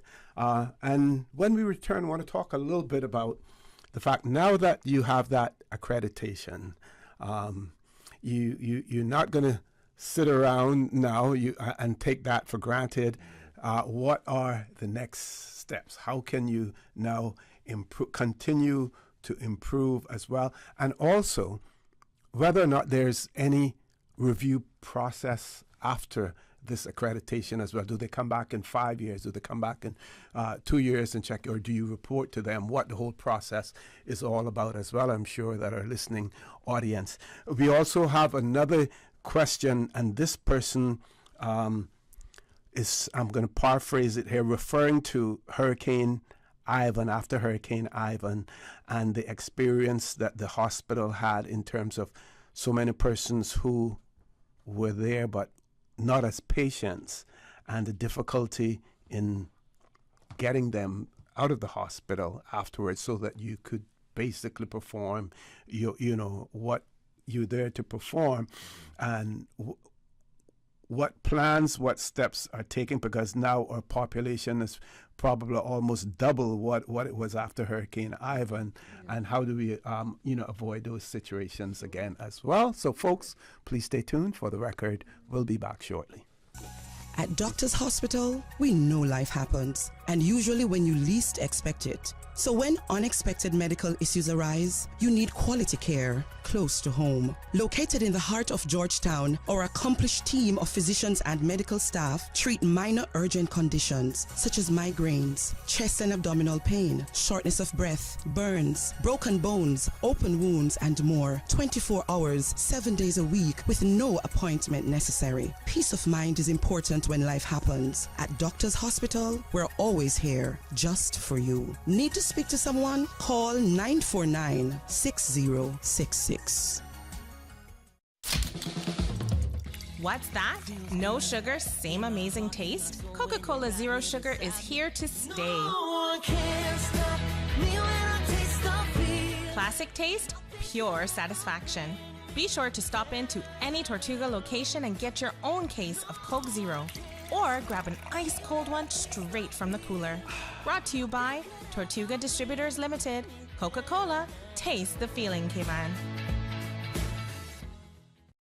You know, as a little girl, I dreamt of traveling to faraway places and foreign lands. I tell you what though, no more dreaming. This summer, I'm going flying with Cayman Airways. How blessed are we in the Cayman Islands to have a very own national airline? Girl, you can fly to so many international destinations without the hassle of connecting flights. On top of Jamaica, Cuba, and Honduras, you got non-stop flights from Cayman to New York, Miami, Tampa, and even Denver, Los Angeles, and now Panama. Going to be a little cafe con leche and Hollywood Squares for this old gal this summer.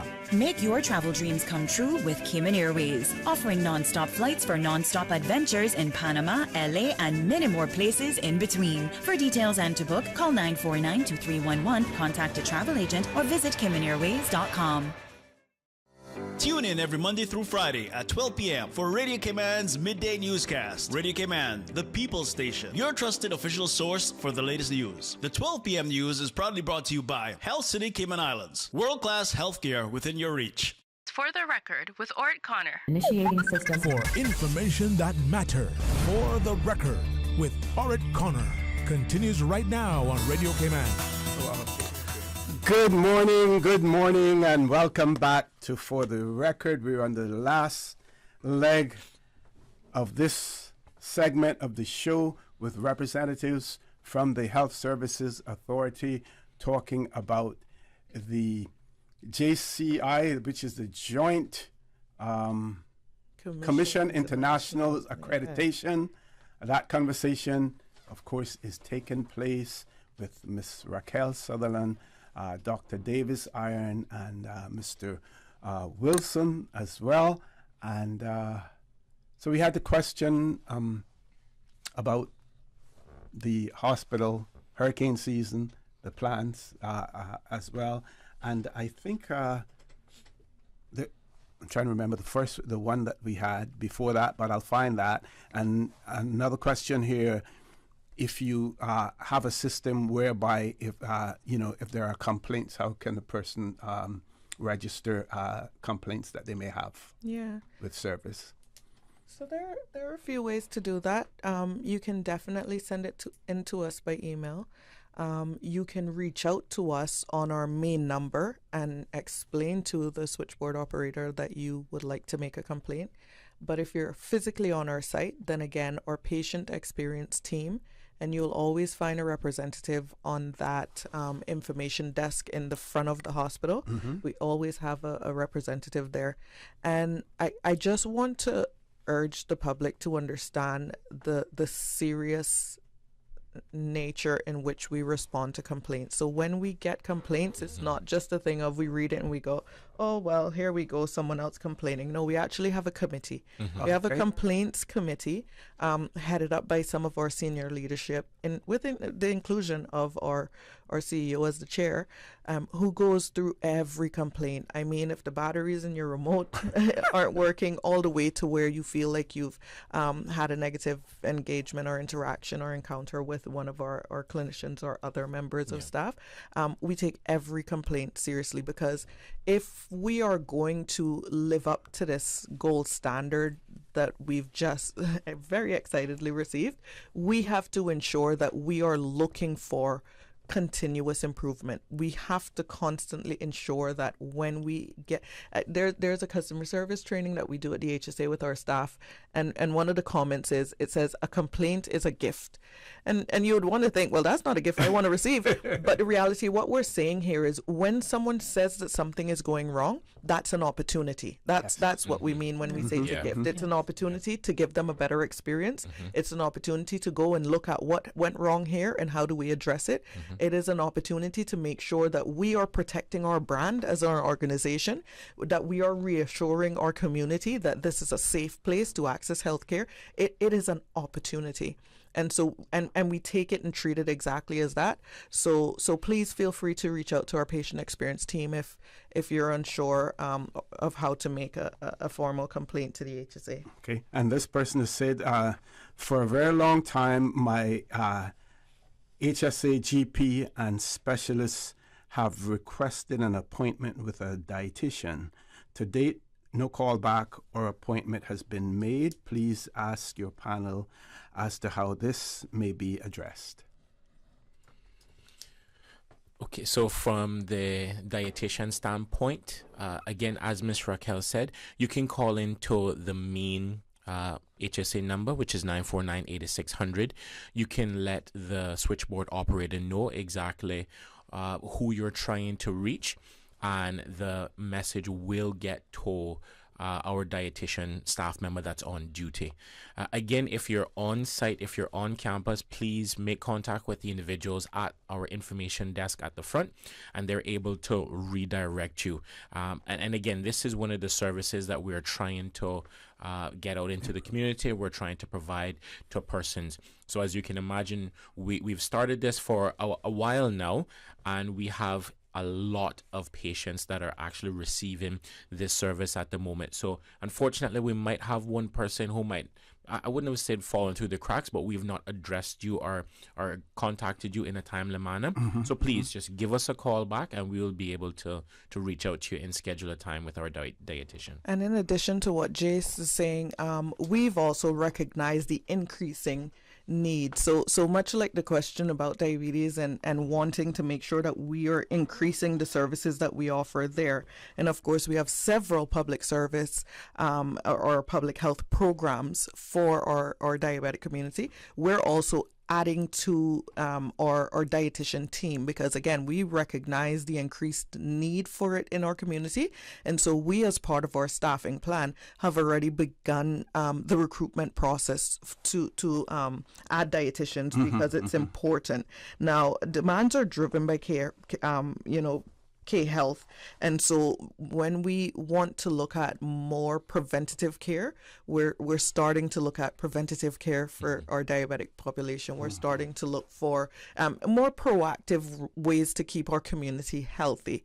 And so again, we extend our apologies to the individual who didn't get an appointment with the dietitian, but give us that opportunity to give you a better experience. We are adding additional dietitians to the team. We are offering extensive diabetic and diabetic support services in our public health teams. So just call us and inquire, what do I do when? Or come in and see our patient experience person at the front desk. We are committed to giving you a better experience. Okay, so we talked about where do we go from here now after this accreditation. This is gives you the impetus to move forward rather than remaining stagnant. Some people have a tendency, they recognize me, I have this, so I'm good to go. Yeah. Let's talk a little bit about that, Doctor. Okay, sure. So, as we mentioned before, it's continuous improvement, right? And as Raquel had alluded to earlier, we were talking about the patient's experience and the importance of the patient's trust in us. So what this accreditation has done is that it has put a stamp on our reputation as an institution that is dedicated to providing quality health care and having patient safety at our forefront. And at the root of every relationship is trust, right? And the patient-clinician relationship is also based on trust. So we can start there. You know, our patients will start to trust us some more. And also our relationship with other healthcare institutions, other healthcare personnel locally, internationally.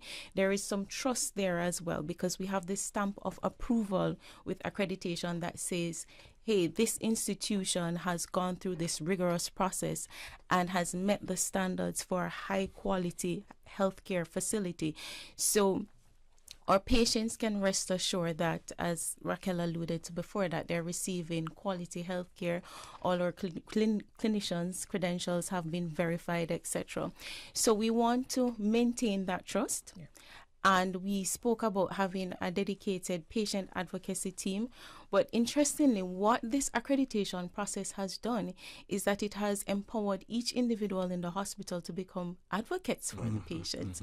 So all the clinicians, non-clinical staff as well, we're all advocates for our patients. So when we see something, we say something. When we say something, we do something. So we don't just leave it there.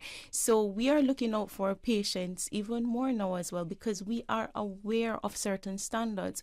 We are aware of internationally what is recognized as best practice. So not that we weren't aware before, but this accreditation process has put some more emphasis on that as well. So again, it's a continuous process, and we'll continue to be advocates. We will continue to ensure that our patients trust us, and as we move forward, we've implemented several things to ensure that this takes place, and all we'll do is just continue to improve on those things. And we are expected to go back for a review every 3 years, right? Okay. So it's not a matter of we got it now and it's now a free-for-all. Now we are expected to be reaccredited through JCI every 3 years. And so what we as an organization need to do is to ensure that we are continually improving over time. So we almost have to embody a culture of continuous improvement to ensure that when those recertification dates come up. Now, after that first 3-year date, they may just make an impromptu visit.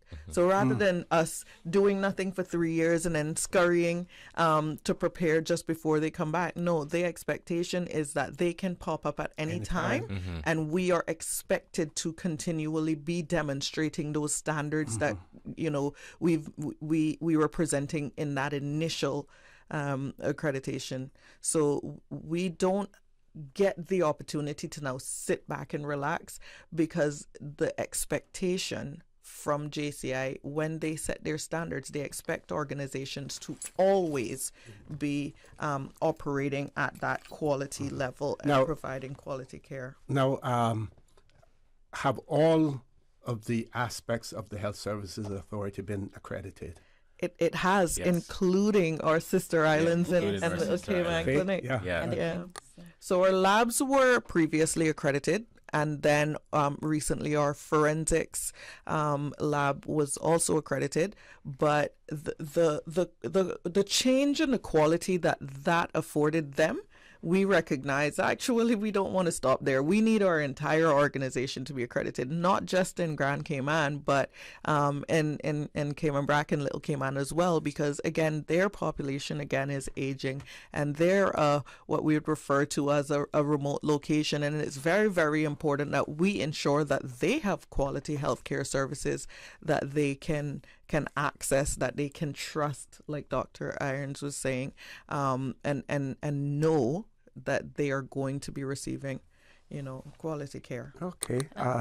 Before we close off, I want to give all of you an opportunity for some closing comments. And included in those comments, this morning, watching television, and it happened to be talking about a health provider, a company in the United States, and they were being accused of transferring some of their patients to hospice care. And the reason for transferring those patients to hospice care was because their funding, as well as I'll call it accreditation, was determined by the number of deaths that actually took place within their hospital system. And in an effort for them to not be impacted by the number of deaths, they were taking people and transferring them to hospice care so that if unfortunately they died, that would not crop up in their statistics. And in your closing comments, I want you to talk about what at the Health Services Authority, what your drive is about, what your vision for the success of the Health Services Authority is all about as well. So we'll start with you, Jace. Okay. My drive is to continue to improve on what we've done thus far. One of the things that JCI has taught us is that, yes, even though we have now received the gold seal of approval, we have done many wonderful things in the years leading up to this. And again, it was just us benchmarking ourselves, as Dr. Irons said, based on other similar setting hospitals or organizations. One of the things that I will just kind of put into here, I know we're kind of closing, but you did mention it. The caller was kind of concerned in regards to the hurricane and what happened after Hurricane Ivan. Thanks for that. So just so that we can, allow everyone to have somewhat of a peace of mind. I know we are now in hurricane season. There is one out there, not a hurricane, but there is a system out there in the Eastern Caribbean at the moment. So we're encouraging everyone to be prepared. But we are more resilient now as an organization. And again, that didn't happen just because of JCI. That happened over time. So as an example, we play a very pivotal role in the human concerns cluster for our National Emergency Operations Center. So we're one of the pivotal roles in regards to that. As it relates to our development of our infrastructure, I'll give you an example. So before, we were kind of intermittent as it relates to power supply. Okay, so unfortunately, if we were to lose power from CUC, we would be kind of biting our fingernails trying to figure out, okay, what are we going to do? Now, we have our own independent power supply that we'll be able to fully operate the HSA for days. Okay, so just as an example, and that took planning, that took time, and we identified that was a need, that was a concern. The caller mentioned it. We identified that was a concern, and we actioned that.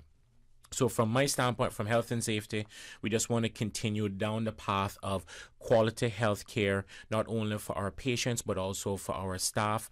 And I would say this, if for whatever reason, persons coming into the organization, they didn't have a good experience at that time, please allow us to make it right. Okay, allow us to make it right. Okay, Dr. Irons? Thank you. So in my closing remarks, I would just, from a clinician standpoint, in addition to achieving this gold seal of accreditation, we will continue to offer patients the best care we can on the premise of medical ethics, and just looking back at the basic medical ethics principles, where we strive to ensure that we're doing good for patients, not doing any harm. Do no harm. Do no harm. Yes. That we're fair, right, through justice. And also that we ensure that we respect patients' rights, right? So our patients are more empowered now more than ever today in terms of making choices, and we respect that. And that is one of the things that Joint Commission stresses as well, patients' rights, as Jace had pointed out before. So it involves our consenting process, etc. So we will continue to respect patients' rights, and underscore the importance of the basic medical ethics principles, as well as continue to be virtuous clinicians as we care for our patients, and also be advocates for them as well. Okay, Ms. Raquel. Hi. Well, I'm going to close off with saying that the HSA has been a part of our community for over 80 years. And so we, as our tagline says, we're committed to caring for you. And so as we take this care journey with our patients, and we are on this journey with you because this is our home. HSA's home is the Cayman Islands, and our family are our people. And so here at home, we are taking that journey to support our families and loved ones throughout our entire community over the 3 islands. We're committed to maintaining access to timely quality care for our people.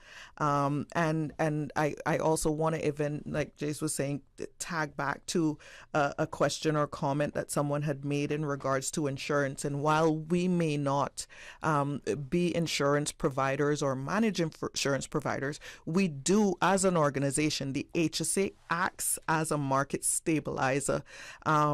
And so we're restricted to a standard of healthcare insurance fees that are approved to ensure that it is affordable for our people. And so even where our remit or our reach doesn't extend, we're still sort of trying to overreach to ensure that our people are able to have the best experience, are able to afford to access healthcare. And we're always looking for the opportunity to do more because we realize that we're your local provider and we need to be there for you. We are genuinely committed to caring for our patients. Okay. One of our listeners wanted to know, is there an email address to the Health Services Authority if they wanted to communicate as well? What's the email address? Yeah, absolutely. So we have a number of ways that you could reach out. You can reach out to our communications team. You can actually reach out to us via our online portals. So we have our patient portals and things like that as well. I always say that the easiest way to reach out to us is by phone, so 949-8600. But if you're looking for the email address, the generalized one will be info@hsa.ky. So lots of ways to reach out to us. Come down to our front desk and speak to someone at information. Call us 949-8600. Email us info@hsa.ky. Access our website, access our patient portals, go to your district clinic. Our reach is far and wide, so whatever is going to be most convenient for you, then use that as your access point. Okay, so I want to thank you all for being with us this morning. I want to thank you for the tremendous job that you do at the Health Services Authority, you and your colleagues there as well. We know we can't please everyone. There's always going to be, someone who has a complaint, but you do have the structures in place where those complaints can be addressed as well. And we continue to hear people applaud the Health Services Authority, especially sometimes foreigners who are here as tourists, maybe off a cruise ship or something, and talk about the quality of service and care that they receive at the Health Services Authority. And many times they're comparing that to what they receive in these quote-unquote first world countries as well. We see in Canada, for instance, the long waiting time for you to get an appointment. Same thing in the UK, as well. So while we are small and we have a population of about 80,000, we have a very small hospital. And while we do have, the private facilities out there as well, there are those persons who are committed to the Health Services Authority, and that's the only place that they want to go as well. So I want to thank you all, for making yourselves available. Congratulations, on your accreditation, and as you have demonstrated here, that you're looking forward to more and more improvements as well. Paul, I know we went way over time, but you can fill in all of your commercials now, folks. Please stay tuned. As soon as we return, we will have an open line for just a short period of time before 10 o'clock. Please stay tuned for the record. We'll be back shortly. She hear clunk and our car stop. I was just about to send her some money, so I send it straight to her JN money transfer card. It cost me less, and perhaps she use the card, pay the garage right away. She'll get discount through the JN Rewards program in Jamaica. This card make things easy. You can even get funds at any multi-link ATM. JN Money Transfer Card. Fast, affordable, convenient. Tell your loved ones in Jamaica about it. Sign up is free. Are you feeling sick but don't feel ill enough to go to the doctor? Ask your pharmacist for advice. Here at West Bay Pharmacy, our pharmacists have been trained to offer helpful, easy-to-understand advice on the treatment of everyday minor ailments for yourself and all the family. Anything from headaches, cough, and sore throat to cold sores, our pharmacists will know when medical help is needed and will not hesitate to refer you to your doctor if your symptoms demand it. Like doctors, our pharmacists have a professional code, which means all personal information you give them will be treated in the strictest confidence. Visit us today at West Bay Pharmacy, where we care about your health. Can you imagine your home completely organized? At Brand Source Custom Closets, we can. We specialize in designing and building custom closets and storage units for any room in your home, including the garage. With tailored designs and custom LED lighting solutions to fit your lifestyle and budget. Our custom closets expert is committed to enhancing the value of your home with a solution that is uniquely yours. Visit our showroom or call 623-6774 to schedule a no-obligation appointment with our design expert. Brand Source Custom Closets, 209 Dorsey Drive, Industrial Park. You know, as a little girl, I dreamt of traveling to faraway places and foreign lands. I tell you what though, no more dreaming. This summer, I'm going flying with Cayman Airways. How blessed are we in the Cayman Islands to have a very own national airline? Girl, you can fly to so many international destinations without the hassle of connecting flights. On top of Jamaica, Cuba, and Honduras, you got non-stop flights from Cayman to New York, Miami, Tampa, and even Denver, Los Angeles, and now Panama. Going to be a little cafe con leche and Hollywood Squares for this old gal this summer. Make your travel dreams come true with Cayman Airways, offering non-stop flights for non-stop adventures in Panama, LA, and many more places in between. For details and to book, call 949-2311, contact a travel agent, or visit CaymanAirways.com. Attention all Radio Cayman listeners. Do you own a Honda vehicle? There's currently an urgent safety recall regarding the faulty Takata airbags in Honda vehicles in the Cayman Islands. As affected vehicles get older, a combination of high temperatures and humidity can affect airbags with the fault, placing you and your family at potential risk.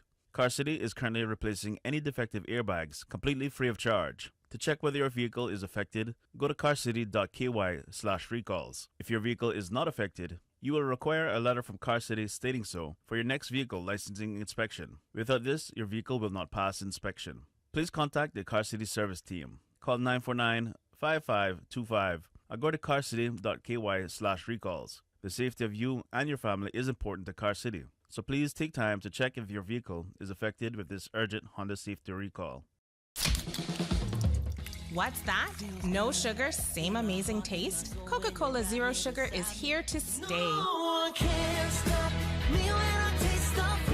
Classic taste, pure satisfaction.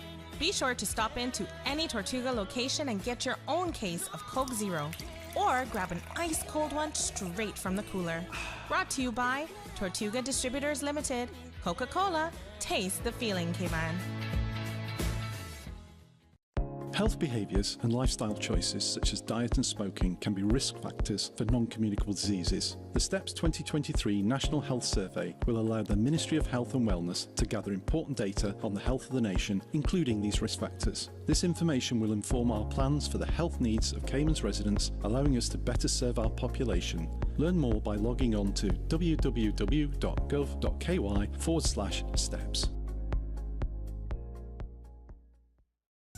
At Doctors Hospital, we know life happens, and usually when you least expect it. So when unexpected medical issues arise, you need quality care close to home. Located in the heart of Georgetown, our accomplished team of physicians and medical staff treat minor urgent conditions such as migraines, chest and abdominal pain, shortness of breath, burns, broken bones, open wounds, and more. 24 hours, 7 days a week with no appointment necessary. Peace of mind is important when life happens. At Doctors Hospital, we're always here just for you. Need to speak to someone? Call 949-6066.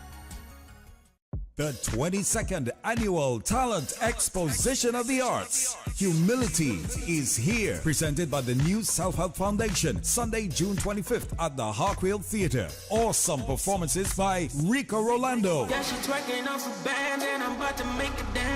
Dream Chasers, Radiance Dance Studio, UCCI Dancers, Centerpoint Dance Studio, Sparks School of Performing Arts, Dan Ebanks, and more. Hosted by Anika Connolly and Lloyd Barker. Part of the proceeds from the talent exposition go to support the training program of the arts. Tickets available from Number One Shoe Shop and Winner's Circle Sports. Prepaid $15 or $20 at the gate. The 2023 Talent Exposition of the Arts. Humility. Sunday, June 25th at the Hartwell Theatre. Gates open at 5 p.m. Show starts at 6 p.m. Get your tickets today.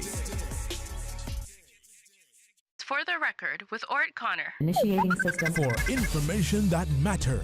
For the record with Orrett Connor. Continues right now on Radio Cayman. Good morning and welcome back to For the Record. We have about 15 minutes left to go in the show, so the phone lines are open. I do have some WhatsApp messages as well. And just for the individual who sent a question about the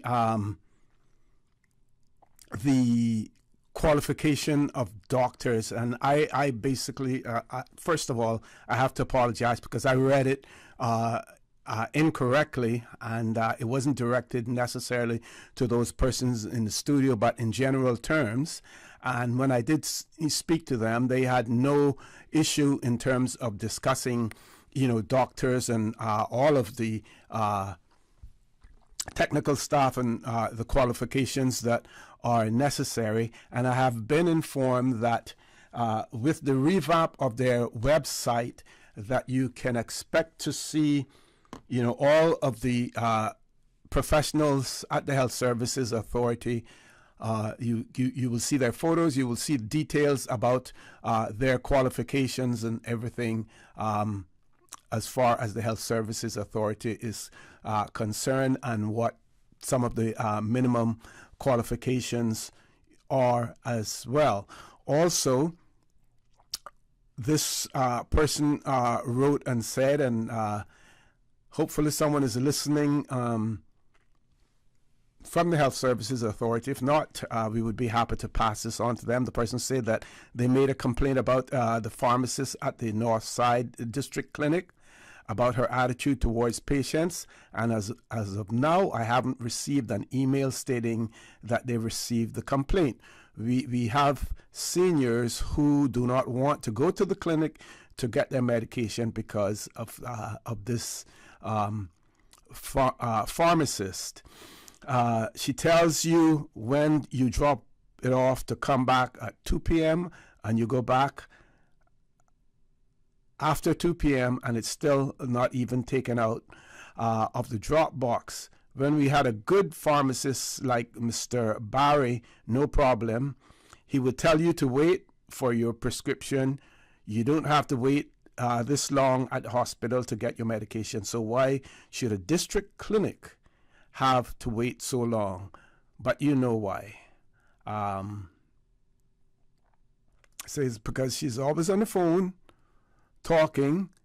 It's a shame to have to wait so long, as well. So that person had a complaint, about the Northside Clinic and the pharmacist there as well. And I would say to you, just continue to register your complaints, and I am sure at some point in time, someone is going to hear, someone is going to read your complaint as well. Let's go to the phone lines. Caller, good morning. Welcome to For the Record. Hello, good morning. Good morning. How are you doing? I'm fine. How are you? I'm all right. I had two thoughts when I was traveling to my appointment this morning, and one was that we got money flowing in this country, whether people are accepted or not. Mm-hmm. We look at the amount of cars on the road. Every one of them cars take one thing in common, and that is fuel. And fuel costs money, so we got money. Number two, the Red Cross has a logo or slogan out saying "Pink Cayman Red." No, they're not the best slogan they can. And I'm not sure why they would have picked a foolish slogan like that, and I go, foolish? Because the Bible even tell you them things that they're not taken lightly. You know, and they are the Red Cross, where they're trying to encourage certain things to happen, like, you know, casualties and so forth. That's what that represents. You don't paint him on red and think of anything but perhaps some negative connotation, I don't even want to call it, you know. I wonder if they use some consultant to come up with that, or if they came up with that themselves, or They need to culturalize it. whether or not it is something that the Red Cross has done internationally, you know. But you culturalize yourself in whatever country, you know. Yeah. Mr. Connor, you don't just come in and just do and so people true. just decide to sit down and suck it up, because to me that's just not a good slogan. That don't encourage me, but to step back and go, whoa, what is it are you expecting me to do? That then they come up with something else. Always a Red Cross, always identify when they put up the what color flag, the white flag. So I don't know why we down there promoting painting Cayman red. So anyway, just my 2 thoughts for the day. Okay, thank you very much, caller, for that. Going back to the birthdays, because we do have, I did mention Miss Donza Harrison celebrating a birthday, but birthday greetings are coming from her mom, dad, and brother, and her husband Shannon, and brother-in-law, and they're saying, God bless her. So Miss Donza Harrison, birthday greetings coming from your mom, your dad, your brother, and your husband as well. Paul, we do have a voice note. You want to play that voice note for us as well, please?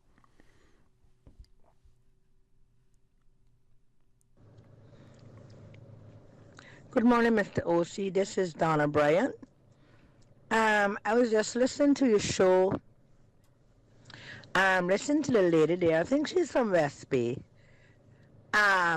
Concerning the young man that from West Bay that be in Georgetown begging all the time. Mr. O.C., I have been around town. I have gone in certain places, get up early in the morning, go corner restaurant, buy little breakfasts, and take for people that I am certain they're on drugs. Okay. Nobody's asking me to do anything, but I do that. Kudos to you. But this little young man seems to be, these guys, the ones that I'm talking to, they're all in a little one particular area, which I wish to God in heaven that I had some way to put them all. Some of them are homeless because I talk to them, and some of them are not. Some of them are homeless because by choice. Most of them are homeless by choice. Because like she said about the young man, that his sisters threw him out because he's on drugs. That's homelessness by choice, because he chose to be on the street and stay with the drugs instead of try to get himself clean up and be home with his sisters.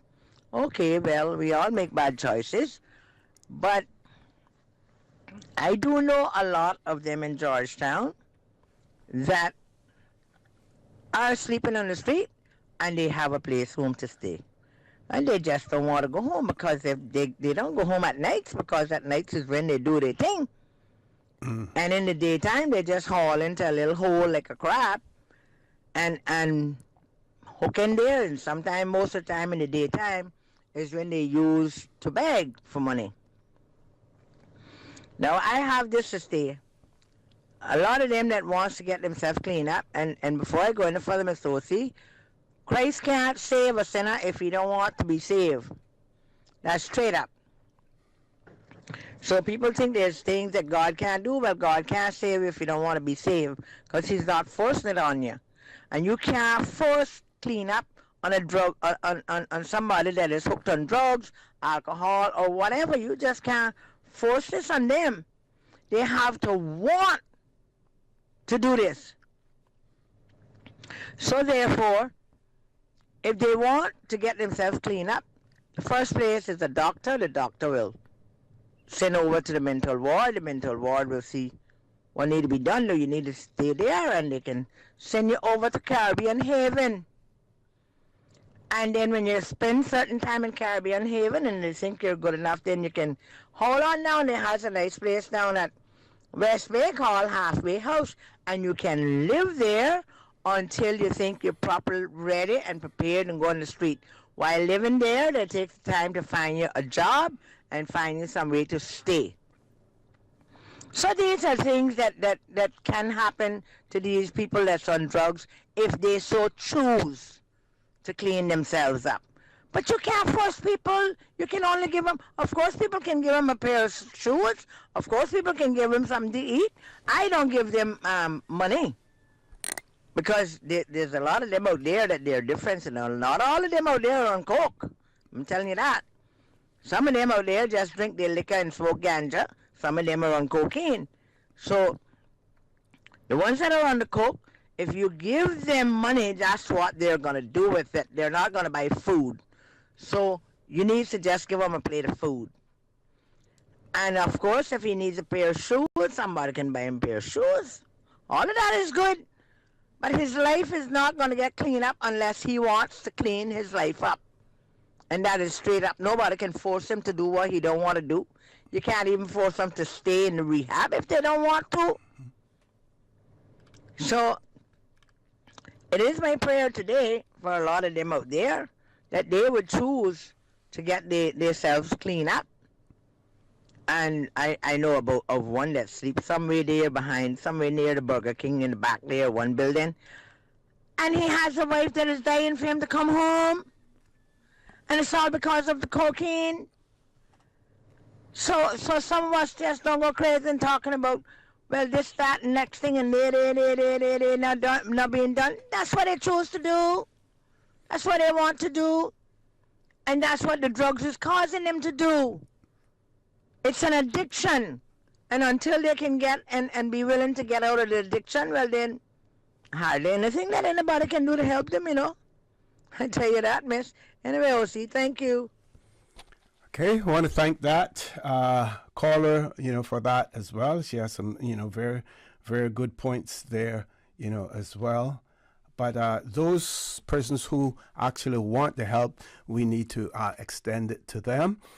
Those that basically choose to remain the way they are, they have their reasons for that as well. And I think to a certain extent we need to respect their views also. So, folks, again, just want to go back and earlier we gave the big shout out to the two persons who received the royal gongs.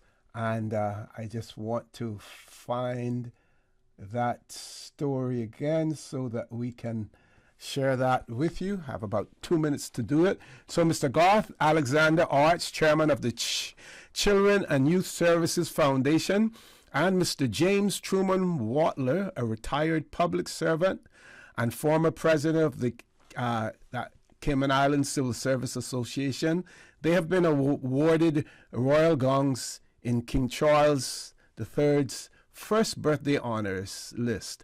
Both men received their MBEs, according to an announcement made by Governor Jane Owing. And she's quoted as saying, "I send my warmest congratulations to both Mr. Arch and Mr. Watler on receiving their awards." Arch received his Royal Award for services to business, commerce, and the community in the Cayman Islands, and Watler was honored for services to public service and education in the Cayman Islands. And I want to say that Mr. James Watler continues to serve as well. Now, I keep seeing on some of these social media platforms, why are we giving awards to people who are just doing their jobs? There are lots of civil servants out there who go beyond the call of duty to help, who stay the extra hour, the extra 2 hours, and don't demand overtime for it. There are many committed civil servants out there. So stop your foolishness when you're talking about the fact that we are awarding people, because they're being paid for their job. Why are we awarding them as well? Some have made sacrifices to be in the civil service, where in the private sector they could earn more, while at the same time you have some coming from the private sector into the public service simply because of some of the benefits that they can receive as well. But you should never, ever question someone's commitment to their job and their service. If what you're saying reflects the way that you treat your job, don't pass that on to well-deserving civil servants and other members of the community as well. So, folks, I want to thank you for allowing Radio Cayman, and by extension, For the Record, into your homes, into your vehicles as you traverse the busy roads of the Cayman Islands, into your places of work, wherever that may be.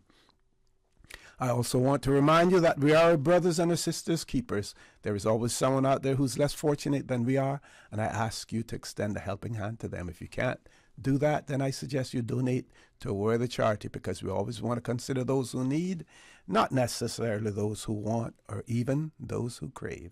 So I say to you, have a great day. Continue to support your radio station, Radio Cayman. Join Sterling Dwayne Banks at 12:15 for Talk Today. And as usual, we ask the good Lord to bless these three beautiful, wonderful Cayman Islands. Proudly brought to you by Coca-Cola, available across the Cayman Islands from Tortuga Distributors. Accept no substitutes. Taste the feeling with Coca-Cola. Brand Source Home Gallery, inspiring luxury. West Bay Pharmacy, taking care of your health. And JN Money. From abroad to yard. Fast, affordable, convenient. Doctors Hospital. Peace of mind is important when life happens. Doctors Hospital, always there for you. Call 949-6066. And by the STEPS 2023 National Health Survey. Visit gov.ky/steps to learn more. And Cayman Airways. Call them on 949-2311 to book